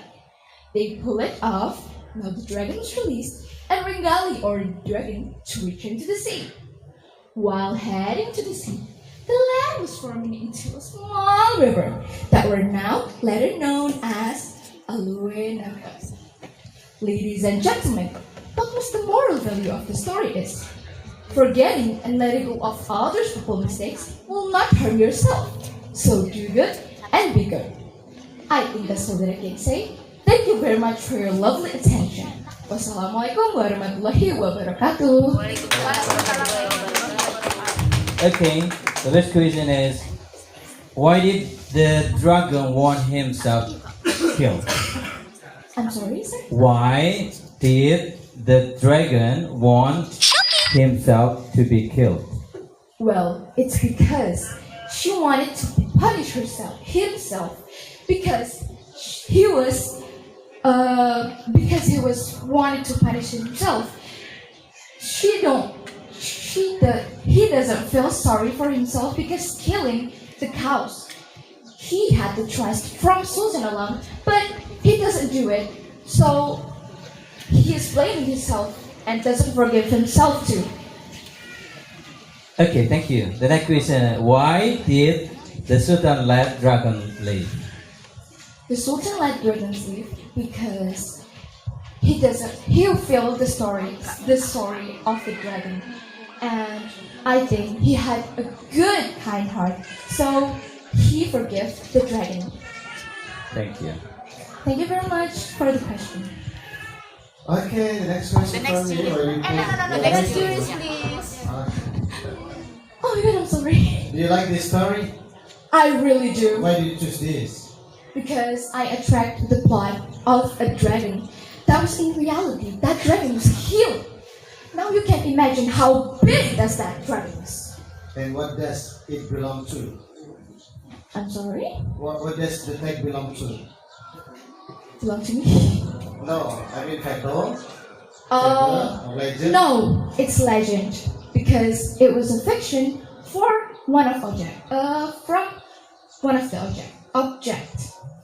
the objectives of Renata. And the last question is, how is the resolution of the story? The resolution? Yes, of the story then.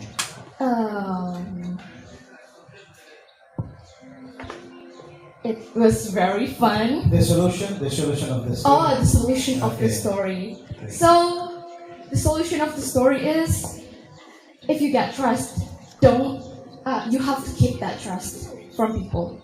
Don't get blamed and feel sorry for yourself. Feel sorry for everyone, and do good. Okay, thank you.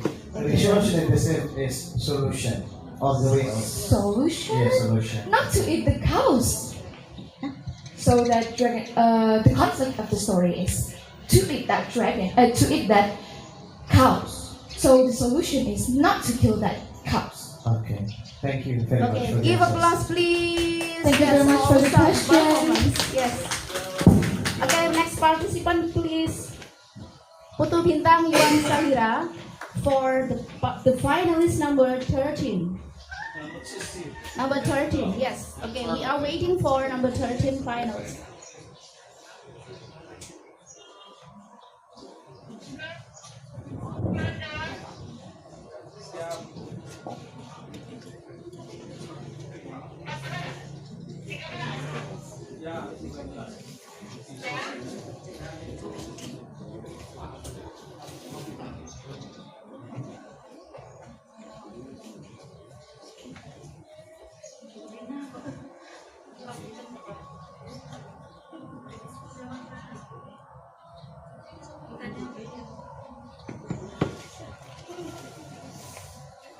Yeah, still waiting for Putu Bintang.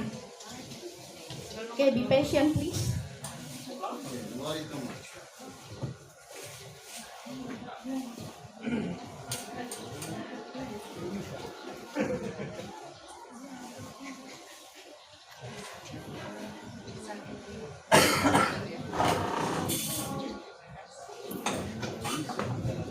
Okay, please welcome to the stage, Putu Bintang. Okay, take your time.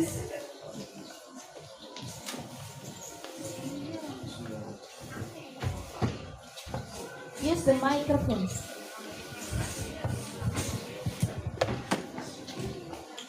Good morning, ladies and gentlemen.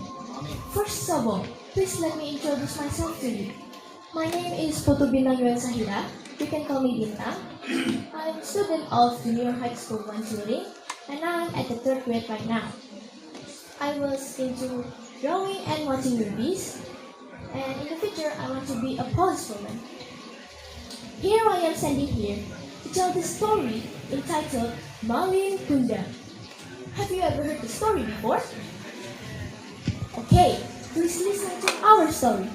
The story goes like this. Once upon a time, in the coastal areas of Minang, there lived a widow with her son named Malin Kundang. His father passed away when Malin was still a baby, so they had to live hard to face their poverty without Malin's father. Malin Kundang grew up as a skillful young boy. He always wanted to be a successful person to help his mother. One day, Malin met one of the ship's crew and was offered to join with him. Malin knew that it was a good chance to make his dream come true, so he decided to accept the offer and went home to tell his mother. Malin said, "Mother, you are getting older now. I really want to make you happy. I really want to change my life. Mom, what if I sail overseas?" Oh dear, please don't do that. I'm so lonely. I was your father. He was sailing and never came back. I don't want to lose you too. His mother replied, "Mom, if I stay here, I'll always be a poor man. Please let me go, Mom, to get my fortune," said Molly. Then mother said again, Okay, Malin, if you think that is the best way, I'll let you go to get a better life. Malin Kundang was very happy. Then Malin said, "I love you so much, Mom." Malin hugged his mother. "I promise that I'll be back for you." Then mother cries and says, I love you too, Malin. I will always pray the best for you, for your success. In the next morning, Malin went sailing with the merchant. Several years later, finally, Malin Kundang became a wealthy merchant with a huge ship. Loaded of trading goods and many ship crew, Malin met a princess. Her name was Puan Aziza. She was a noble woman and they were married. Malin Kundang loved his wife so much, and his wife did too. They lived happily. Meanwhile, in Malin's hometown, do you know what happened to Malin's mother, audience? She was getting older and weak. She really missed Malin. Every day, she went to the beach. She hoped that Malin come back to his mother's safety. What do you think, audience? Do you think that Malin will return to his mother? Okay, let's continue the story. Finally, after several years of waiting, she was surprised by the arrival of a wealthy merchant on the ship dock.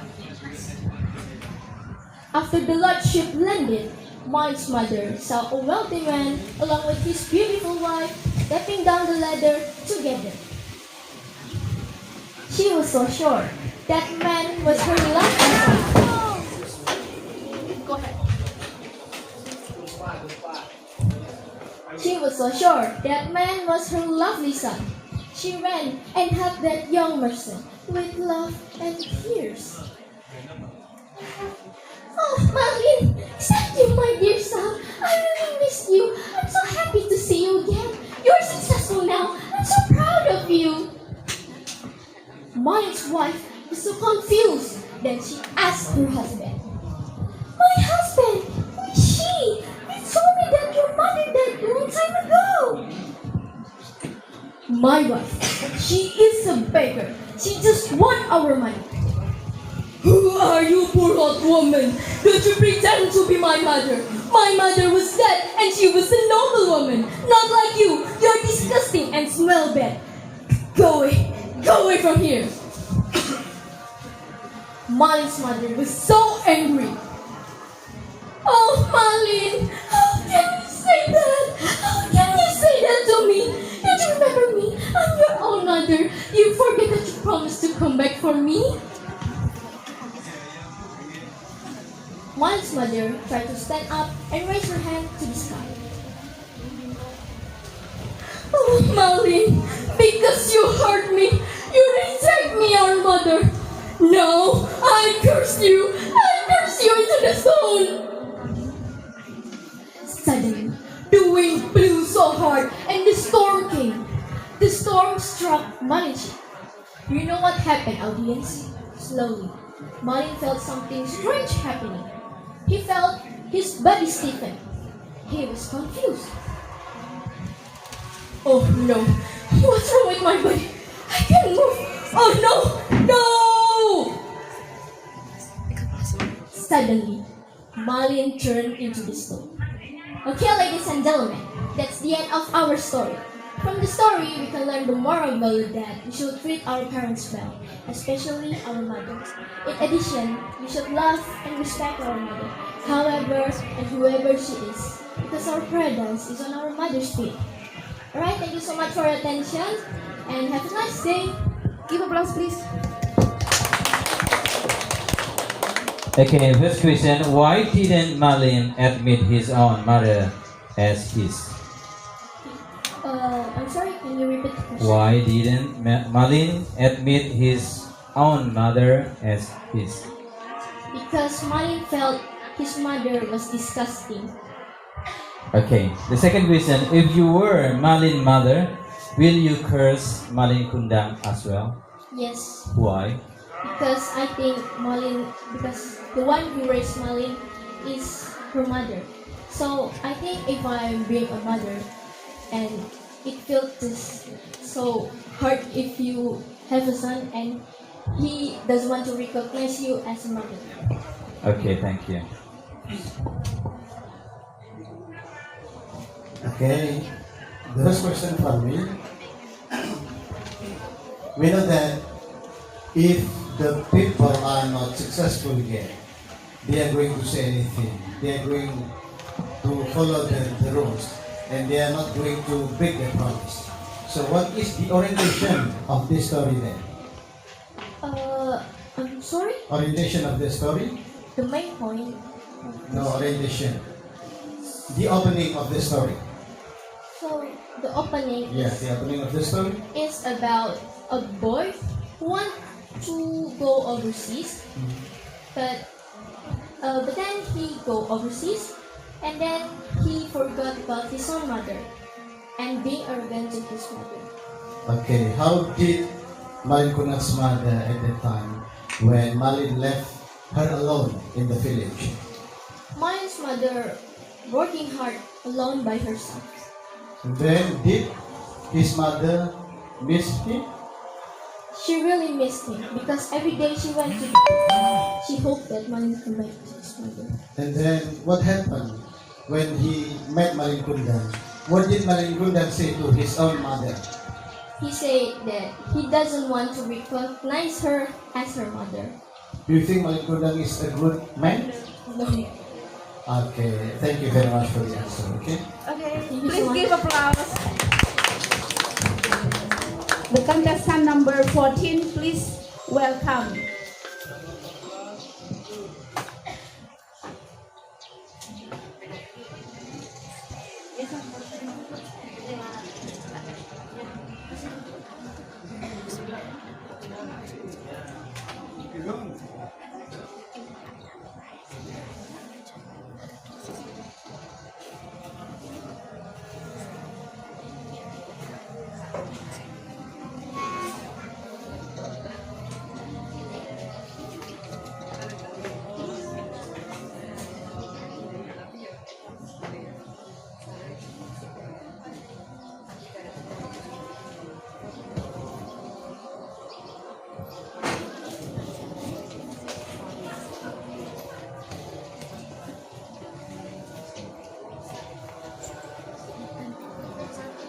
Okay, we give silence for waiting for the adhan. Maybe about 5 minutes to wait for adhan. Okay, please sit down first. Hello, participant number 14. Please sit down first. Yes. Thank you.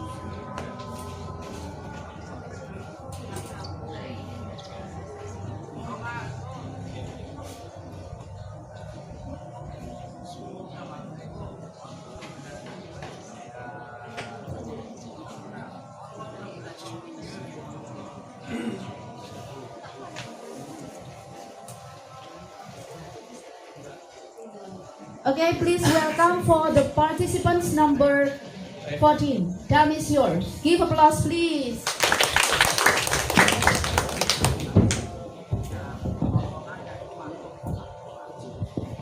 Assalamualaikum warahmatullahi wabarakatuh. Waalaikumsalam warahmatullahi wabarakatuh.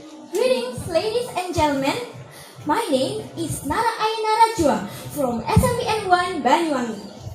In this joyful evening, I want to tell you guys about an amazing story that is called The Fallen Maiden. Sounds interesting, doesn't it? It all started with once upon a time, there was a beautiful girl who really likes playing around in nature, called Persephone.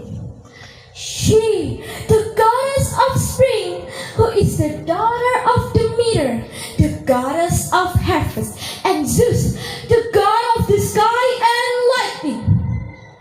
She managed to make other gods fall for her. Hermes, Apollo, Ares, and Hephaestus couldn't resist her divine beauty.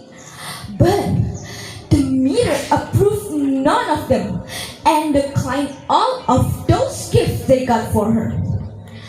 None of those gifts are worthy of my daughter's beauty, she said arrogantly. One day, when Demeter was away, Persephone decided to go play with her siblings' friends. As they were playing, Persephone's attention was caught by a certain narcissus flower that was planted in a very fragrant valley. She couldn't help but keep looking at it until she decided to ask her friends to accompany her. But they couldn't. Due to them being stinks, they had to stay in the water. Persephone had no choice but go by herself. As she danced her way to the garden, she attempted to block the narcissus. But it wasn't that easy. So she drained a lot of her energies trying to pull the narcissus until it got out of the bosom of Gaia, the goddess of earth. Finally, she could go back to her friends again. Or so she thought. She noticed the tiny hole from which she had drawn out the flower shaft began to rapidly grow until it started to form into a huge chasm. Persephone cried out for help. Help! Help! Help! But out of all of her friends, only a naiad called Kiei came, trying to rescue the crying Persephone. But sadly, she was no match comparing to Hades, who was way too powerful.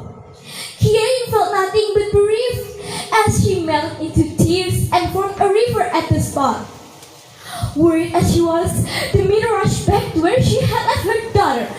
She didn't ask the sea nymphs of where Persephone was. My daughter! Where is she? Tell me! But none of them could barely answer. Demeter was furious due to them not being able to protect her beloved daughter. She cursed them with the dreadful beings, that is, sirens.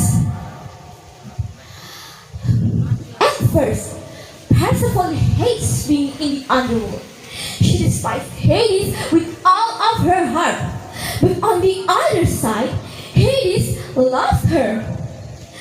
This is not where I'm supposed to be. Bring me back where I belong, Hades, she said. Oh, my dear Persephone, from this time I shall make you my queen, whether you like it or not. This is where you belong now for eternity. Hades replied, looking at Persephone's hatred face. Soon enough, Persephone started to warm up around Hades, and she fell in love with him. After a while, Persephone felt happy living in the underworld, ruling with her beloved husband Hades. But not long after that, Demeter begged Hades to return her beloved daughter. Hades, please return my daughter! She's not supposed to live in the underworld! Demeter begged. Oh, my sister Demeter, your daughter seems to enjoy her life here in the underworld. You can't be that cruel, can you? Hades replied, looking down at his sister. But she's too young. I can't let her live in a place like this. I want her to live and grow with me. She's the other half of me. Please, just return my daughter, Hades. Hades then decided to conflict with Zeus, which they then agreed to allow Persephone to live on Earth for 6 months each year and be by his side for the rest of the time. Before leaving the underworld, Hades came up to Persephone with 4 pomegranate seeds. Persephone, my lovely wife, come and have a look. These are pomegranate seeds. Look at how beautiful and tasty they look. I want you to eat all 4 of these before leaving.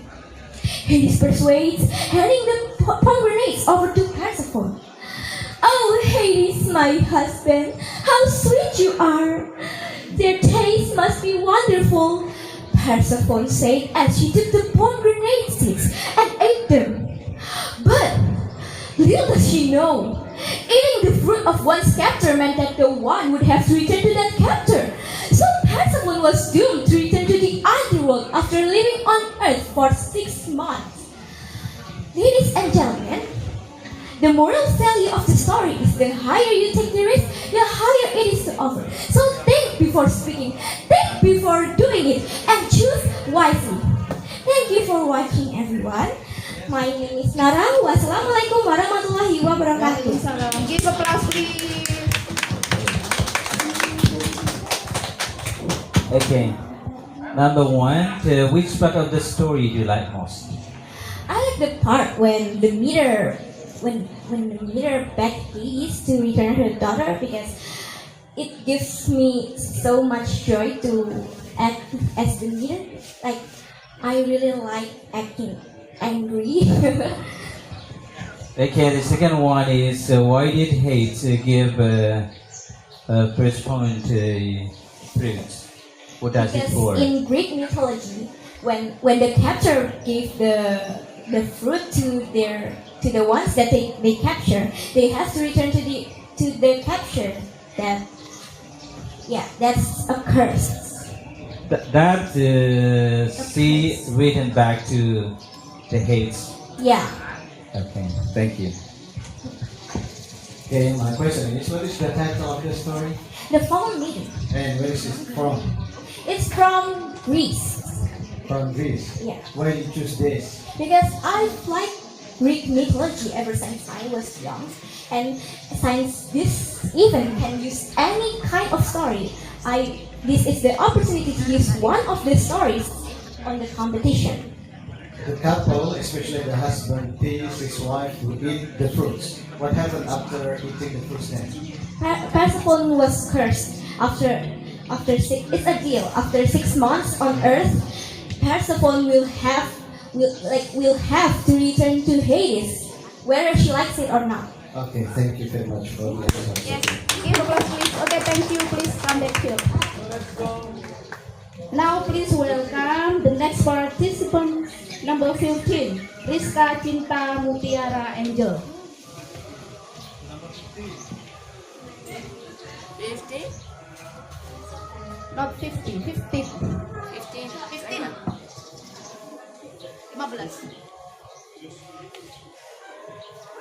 Ismail.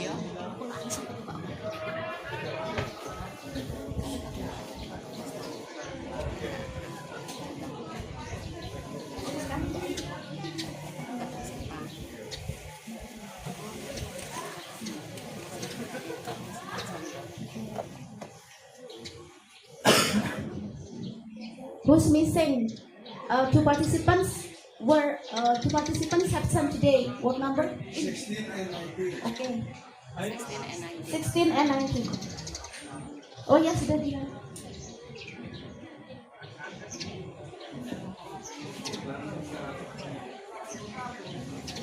Okay, please welcome for the finalist number 15, Rizka Cinta Mutiara Angel. Give applause, please. Assalamualaikum warahmatullahi wabarakatuh. Waalaikumsalam warahmatullahi wabarakatuh. Hello everyone, my name is Rizka Cinta Mutiara Angel from State Junior High School of Turbanyani. Ladies and gentlemen, this is good opportunities. I would like to tell you a story, and the title is An Apple Tree and a Pot. Aren't you curious? Let's get started. Let ago, there was a huge apple tree. A little boy loved to come and play around it every day. Time went by, a little boy had grown up, and he no longer played around the tree every day. One day, the boy came back to the tree, and he looked sad. "Hey boy, hey, come and play with me." The tree asked the boy, "I'm no longer a kid. I don't play around here anymore. I want toys. I need money to buy them." "Sorry, my boy, but I don't have money. But you can pick all my apples and sell them, so you will have money." The boy was excited. He grabbed all the apples on the tree and left happily.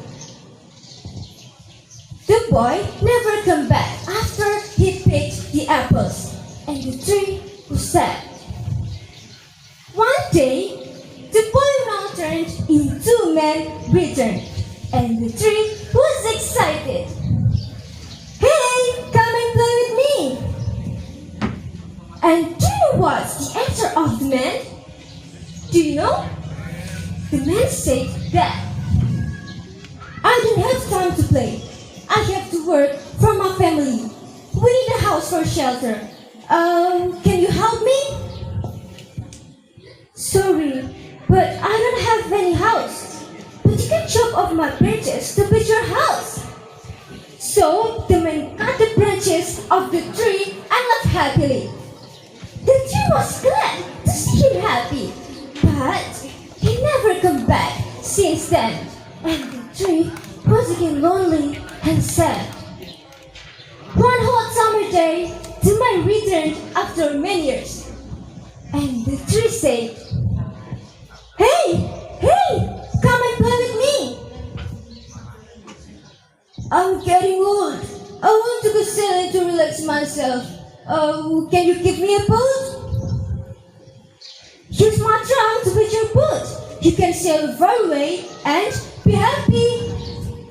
So the man cut the tree trunk of the tree and made the boat. He went sailing and never showed up for a long time. Finally, after many years, the man returned, and do you know what the tree said? Do you know it? Do you know? The tree said that, "Sorry, my boy, but I don't have anything for you anymore. No more apples for you." Then the man replied, "No problem, I don't have anything to buy. No more ground for you to climb on. I'm too old for that now. I really cannot give you anything. The only thing left is my dying roots." Said the tree with tears. "I don't need much now, just a place to rest. I'm tired after all these years," replied the man. "Good old tree roots are the best place to lean on and rest. Come, sit down with me and rest." So the man sat down, and the tree was glad and smiled with tears. Do you ever know about this story? Who is the tree and who is the man? Yeah, you're right. This is a story of everyone. The tree is like our parents. When we were young, we loved to play with our mom and dad. When we grow up, we leave them. Only come to them when we need something or when we are in trouble. No matter what, parents will always be there and give everything they could just to make you happy. You may think that the boys grow to the tree, but that is how all of us treat our parents. We take them for granted. We don't appreciate all they do for us until it's too late. I think that's all about my story. I hope you enjoyed. Thank you very much for your attention. Wassalamualaikum warahmatullahi wabarakatuh. Waalaikumsalam warahmatullahi wabarakatuh. Okay, thank you very much. Can you give me one lesson that you can learn from the story? Well, thank you very much for the question. I would like to answer the question. One lesson, well, what we can take from the story is we have to when someone always give everything our want, that we have to give a big feedback and don't be selfish to others. Okay, the That's second all. one is, will you be a tree or a boy, and why in the future? Pardon? In the future, will you be a tree or a boy? I want to be a tree Why? because I want to be a patient person. Okay, thank you. Okay, what is the title of the story? An apple tree and a boy. Tree here represents what? Tree? Yeah, represent exchange the position of the man or the parents. The parents. Why? Because the parents always give the boy give the boy once, and the boy never give a feedback to the tree.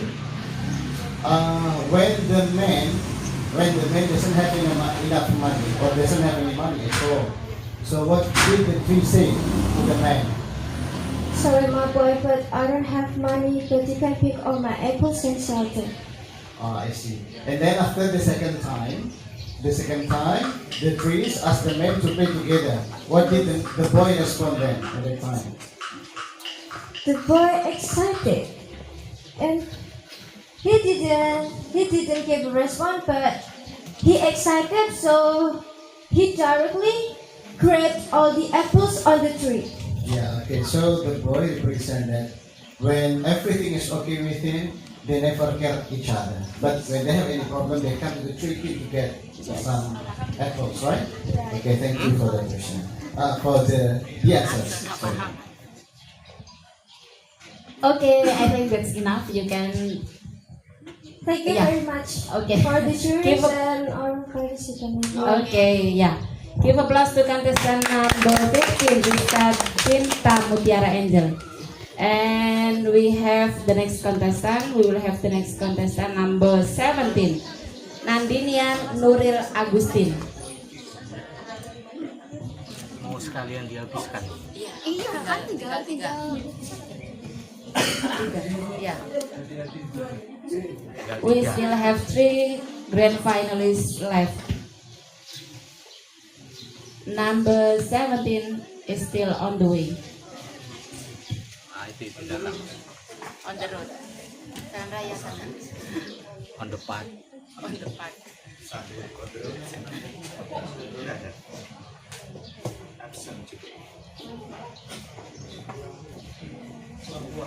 Here she comes, contestant number 17, Nandinia Nuril Agustin. Time is yours. 17, ya. Assalamualaikum warahmatullahi wabarakatuh. Waalaikumsalam warahmatullahi wabarakatuh. Good morning, ladies and gentlemen. Morning. In this good opportunity, allow me to introduce myself to you. My name is Nadine Yandrul Agustin. You can call me Nadine. I'm a student of Junior High School Wanjuling. I'm in 9th grade. I'm really into in this special occasion. I'd like to deliver this. In this special occasion, I'd like to deliver the story entitled Malin Kundang. Have you ever heard the story before? Okay, please listen to our story. The story goes like this. Once upon a time, in the coastal areas of Minang, there lived a widow with her son named Malin Kundang. His father passed away when Malin was still a baby, so they have to live hard to face their poverty without Malin's father. Malin Kundang grew up as a skillful young boy. He always wanted to be a successful person to help his mother. One day, Malin Kundang met one of the ship's crew and was offered to train with him. He knew that it was a good chance to make his dream came true. So he decided to accept the offer and went home to tell his mother. Malin said, "Mother, you are getting older now. I really want to make you happy. I really want to change my life. Mom, what if I stay overseas?" "Oh dear, please don't do that. I'm so lonely. I lost your father. He was sailing and never came back. I don't want to lose you too." His mother replied, "Mom, if I stay here, always be a poor man. Please let me come home to get my virgin." "Okay, Malin, if you think that it is the best way, I will let you go to get a better life." Malin was very happy. "I promise you that I'll be back for you." Malin hugged his mother. "I love you so much, Mom." Then mother cries and said, "I love you too, Malin. I will always pray the best for you for your success." In the next morning, Malin Kundang went sailing with the merchant. Ladies and gentlemen, after several years, finally, Malin Kundang became a world merchant with a huge ship, large of trading goods and many shippers. Malin Kundang met a princess. Her name was Puan Aziza. She was a noble woman. They were married. Malin Kundang loved his wife so much, and his wife was good. Meanwhile, in Malin's hometown, do you know what happened to Malin's mother, audience? She was getting older and weak. She really missed Malin. Every day, she went to the beach. She hoped that Malin come back to his mother safely. What do you think, audience? Do you think that Malin will return to his mother? Finally, after several years of waiting, she was surprised by the arrival of a wealthy merchant in the ship dock. She was assured that the man was Malin, who loved his son. She ran and hugged Malin. "Malin, is that you met your son? I really miss you, Malin. You are successful now. I'm so proud of you, Malin." Malin's wife was confused. Then she asked to Malin, "My husband, who is he? You have told me that your mother died a long time ago." "My wife, she is a beggar. She just wants our money." "Who are you, poor old woman? Don't pretend to be my mother. My mother was dead and she was a noble woman. Not like you. You are disgusting, smell bad. Go away from here." The old woman was very angry. "Oh my God, Malin, how can you say that? How can you say that? Don't you remember me? I'm your own mother. Do you forget that you promised to come back for me, your mother?" Malin's mother tried to stand up and raise her hand to the sky. "Oh, Malin, because you hurt me, you reject me, your own mother. Now, I curse you, turn into the stone." Suddenly, the wind blew so hard, and the storm came. The storm struck the ship. Do you know what will happen, audience? Slowly, Malin felt something strange happening. He felt his body stiffen. He was confused. "Oh, what's wrong with my body? I can't move. Oh no!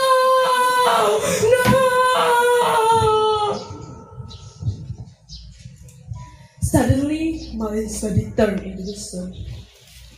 Okay, ladies and gentlemen, that's the end of our story. From the story, we can learn the moral value that we must treat our parents, especially our mother. In addition, we should love and respect our mother, however and whoever she is, because our paradise is in our mother's feet.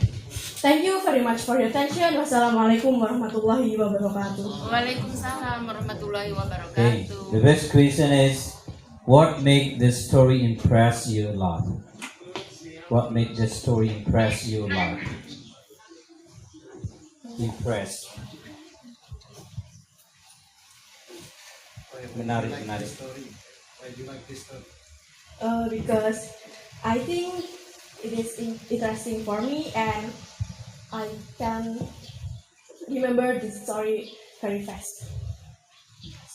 Okay, the second question is, if you were Malin mother, will you curse Malin as well? Uh, Will you curse Malin as well? Curse. yeah. Yeah? Will you curse Malin? Yeah. Why? Because he is a disobedient son. Okay, thank you. Okay, Malinkunda story is quite famous. Consider you were as Malinkunda. And then when you met your own mother, what would you say then? You know, when Malinkunda married to a beautiful woman, and then his own mother came to see him, and then he didn't admit her, right? Yeah. So if you are Malinkunda, what would you do then? Would you admit, or will you did like, would you do like Malinkunda? No. Yeah, what would you do then? Maybe you would tell why that this is my mother, however she is. You don't understand me, okay. And the last question is, what is the resolution of the text? His mother cursed him. Yeah, this is happy ending or sad ending? Sad ending. Sad ending, okay, thank you for the question. Yeah. Okay, thank you Nadinia. Give applause to Nadinia. Contestant number 17. Yeah, the next contestant is number 18, Natasha Purihera. Number 18, yeah. Masih di jalan. Yeah, we are waiting.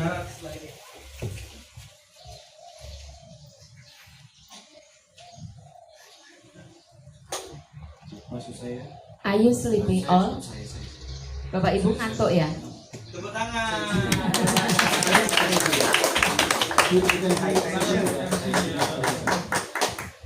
Suasananya enak soalnya silir-silir.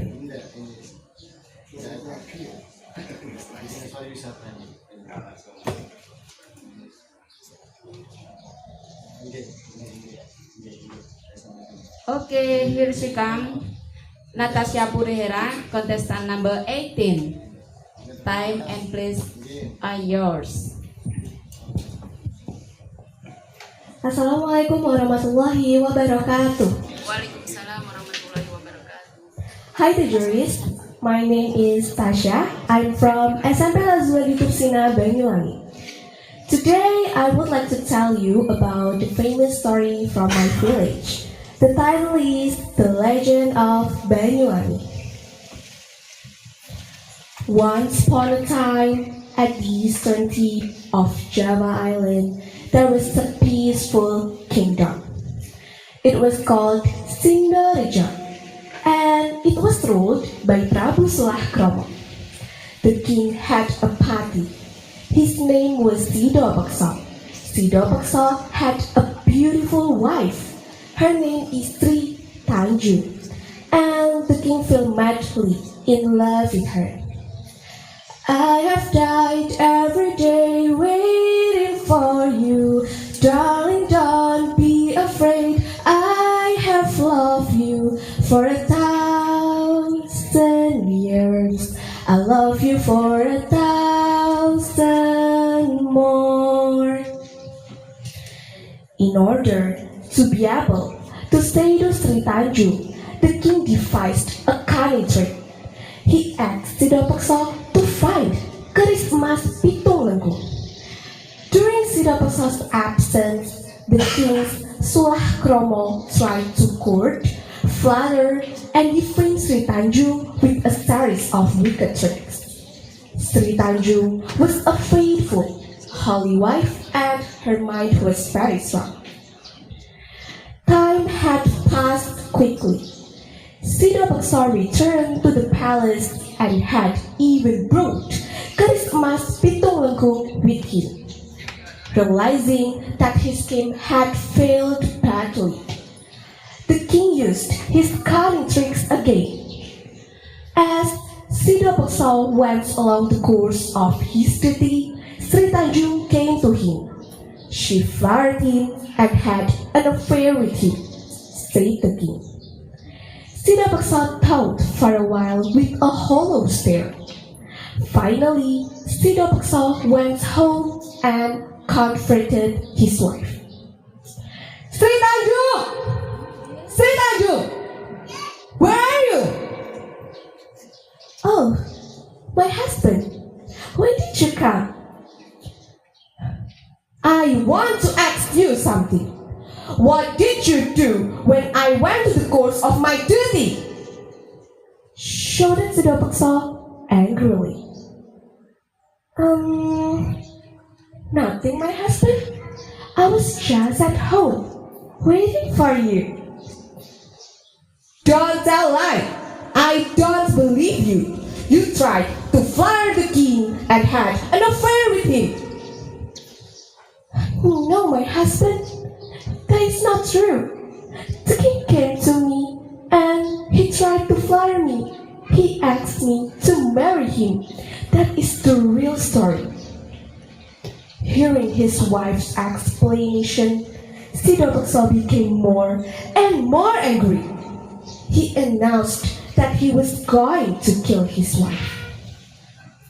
Sidapaksa dragged Sri Tanjung to the banks of the dirty river. Before he killed his wife said, "My husband, I never did what you have heard. I waited for you for a long time.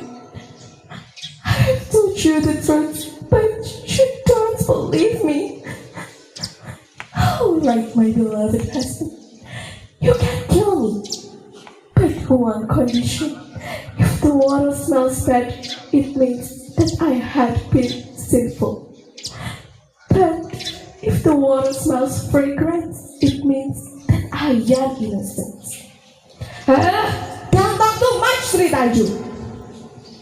Sidapaksa stabbed his grace into his wife's chest. The fresh blood flowed out of Sri Tanjung's body and she died. How shocked Sidapaksa was to find that the dirty river changed and became clean and crystal clear with a wonderful fragrance. Sri Tanjung! Why didn't I believe you? He walked slowly and fell down on one side of the river. And then Sidapaksa shouted, Banyuwangi! Banyuwangi! Forgive me! You were innocent, Sri Tanjung! That's all from me. Thank you for your attention. Wassalamualaikum warahmatullahi wabarakatuh.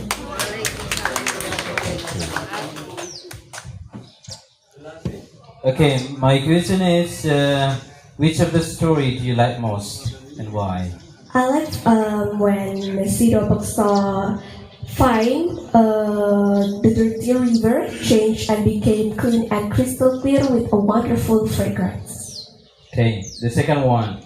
If you were Sidapaksa, what will you do to deal with the king tricks?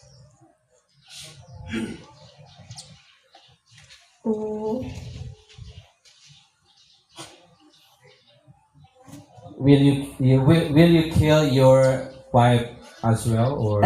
No, but I will find out the truth easily. Okay, thank you. Okay, my question is, the first question. What is the major complication of the story? When Sidapaksa was angry because his wife had an affair with the king. Okay, Sulakrono is the king, wanted to marry Sri Tanjung. Did Sri Tanjung agree to marry him? I think Sri Tanjung not agree. Okay, what did Sulakrama do to escape, to marry Sri Tanjung? Padi Siddhavaksa got a job from Sulakrama because he wanted to marry Sri Tanjung. What did he do then?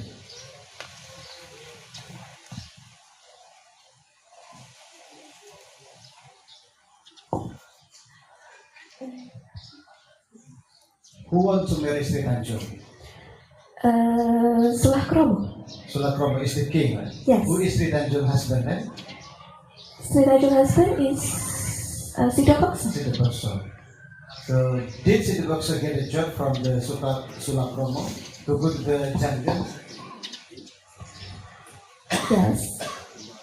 Why? Why did Sulakrama do this? Because Sri Tanjung was a faithful and holy wife. And Sulakrama also want to marry Sri Tanjung? Yes. Okay, thank you for the answer. Okay, I think that's all. You can get back to your place. That's contestant number 18. Give applause to contestant number 18, Natasha. Okay, the last contestant will be Shakila Sasi Kirana Maheswari Agustin, number 20.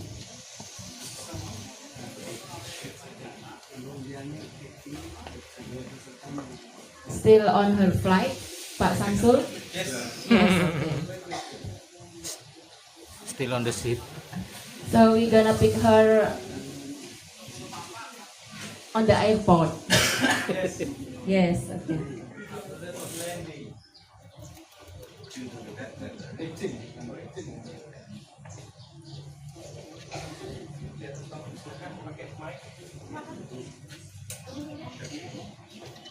Okay, the last contestant number 20, grand finalist number 20, Shakila Sasi Kirana Maheswari Agustin. Time is yours. Just enjoy your place. Assalamualaikum warahmatullahi wabarakatuh. Waalaikumsalam warahmatullahi wabarakatuh. Hello everybody. I am Shakila Saskirana, contestant number 20. Today, I'm going to tell you a story entitled The Origin of Banyu Island. Let's start the story. Once upon a time, there reigned a Miss Jaffa king named Sindhurejo. He had a prime minister named Siddhavaksa. Siddhavaksa had a wife, a woman who is very beautiful and refined is called Sri Tanjung. Siddhavaksa loved his wife deeply. They lived in complete happiness. However, Siddhavaksa's mother didn't like her daughter-in-law. Each day, she tried to think a way to separate Siddhavaksa from his wife. And one day, King Siddharejo asked Siddhavaksa to search for the birth of a magic flower on Mount Ijan. FYI, Mount Ijan is one of the biggest tourist attractions in Banyuwangi, which has beautiful crater accompanied by its blue fire. Alright, back to the story. It was a long and dangerous journey. But the assignment from the king was too important and urgent. Siddhavaksa had to leave his pregnant wife. But Sri Tanjung released Siddhavaksa willingly and prays that Yasmin to love will return soon. Not long afterwards, a son was born. The baby's birth gave much happiness to the young mother. However, one day, while the young mother was bathing, her evil mother-in-law threw the baby into the river. Knowing that her baby had disappeared, the young mother was very sad. She could neither eat or sleep. She became very ill. 2 years passed, and Siddhavaksa returned from his journey. He succeeded in doing his duty. Just as he was about to enter his house, his mother told him that his wife had thrown their baby into the river. Cedar Pixel believed his mother's story. Then he took his kris out and approached his wife, who was laying weak in the bed. Ah! Wicked woman! Tell me why you threw our newborn baby into the river. Tell me! He said in the rough and angry voice. Oh, my dearest husband, I am innocent. I love you and our baby. I didn't kill our child. If you don't believe me, carry me into the river. I will prove that I didn't do it. Replied his wife calmly. Then Cedar Pixel grabbed his wife and bring her down to the river and pushed her into the riverbank. Serpentine fell down. She tried to stand and say, "My dear husband, I did nothing to our baby. He just disappeared." But Cedar Pixel didn't believe what Serpentine said. He immediately pushed her into the river. Then it was realized. "Oh my God! How will I know who killed my child?" moaned Cedar Pixel. Then he looked down at water. Suddenly, two pure white flower beds appeared. One larger and taller than the other. A sweet fragrance came from them. Cedar Pixel, look here. Beside me is our child. He himself will tell you who charmed him. The smaller one spoke. "Father, my mother is in ocean. Grandmother had thrown me into the river. Now I'm happy because my beloved mother has come with me." The smaller one spoke. Then two pure white flower birds vanished into the water. They left the fragrance behind. Cedar Pixel sniffer for the fragrance. Around and round. At the place. "Wangi! Wangi! Banyuwangi! Please forgive me, my bad! Banyuwangi!"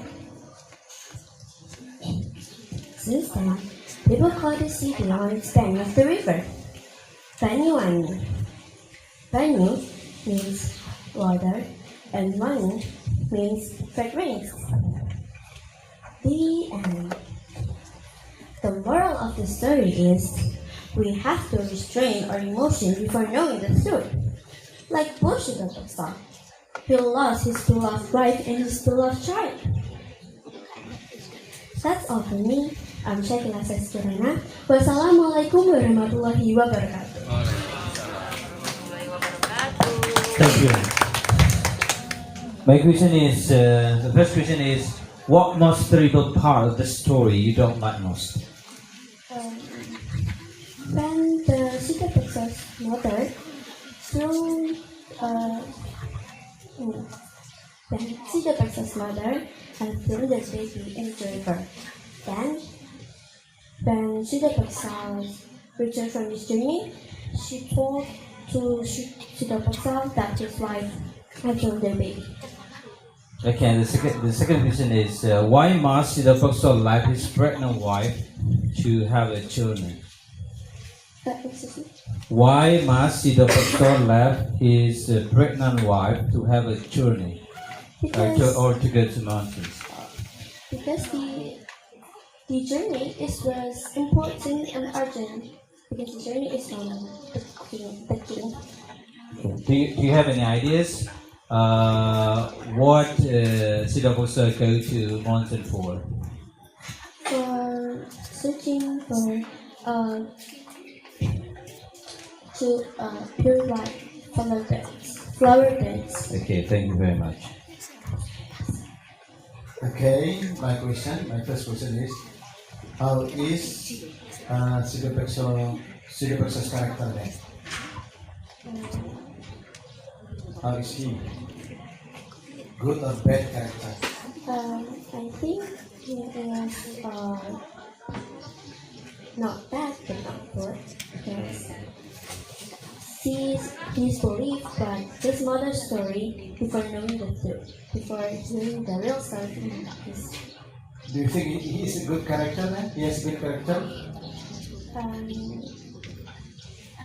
Why you say it's not good, it's not bad? I think it's bad. Bad character. Yeah. What happened? What happened to the water after Siddhartha pushed his wife into the water, into the river? It's a sweet footprints and it's that. And did Siddhartha regret by doing that? Feel Yeah. sorry? Yes. Why? Because she's believed that his mother's story. She was feel sorry because he lost his Okay. life. Thank you very much for the answer. Okay.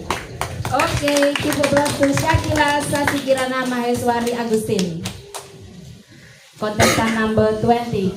Well, ladies and gentlemen, all the participants, not all ya, 18 participants have performed their best. And we are going to wait for about 30 minutes, setengah jam ya, to the final announcement of the winners. Jadi kita akan kembali lagi sekitar 30 menit untuk pengumuman pemenangnya. See you in the next final announcement ya.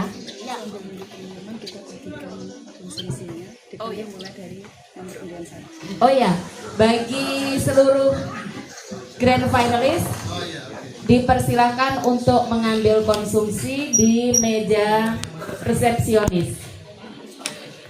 Ya, bagi grand finalist saja.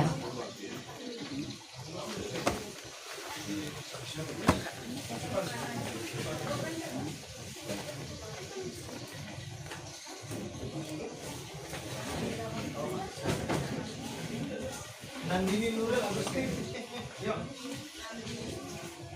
STPN Sarlik Yurin, pendampingnya Dina Hermawati. Putu Bintang.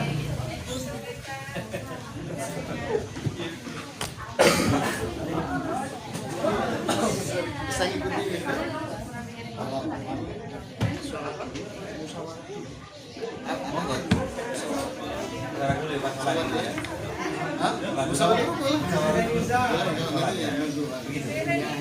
ada yang beda? Ada yang beda?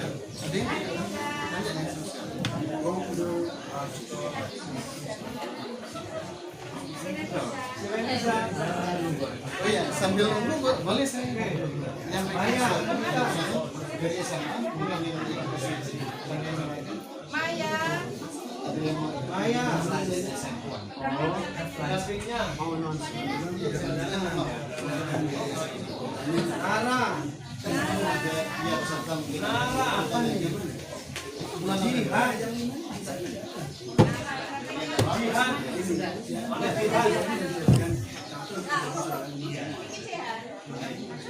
Jihan. Mohon perhatian untuk para peserta dan guru pendamping, dimohon untuk tidak pulang dulu. Kita ikuti penutupan. Dewan juri masih break 30 menit, setelah itu pengumuman para pemenang. Kemudian diinfokan untuk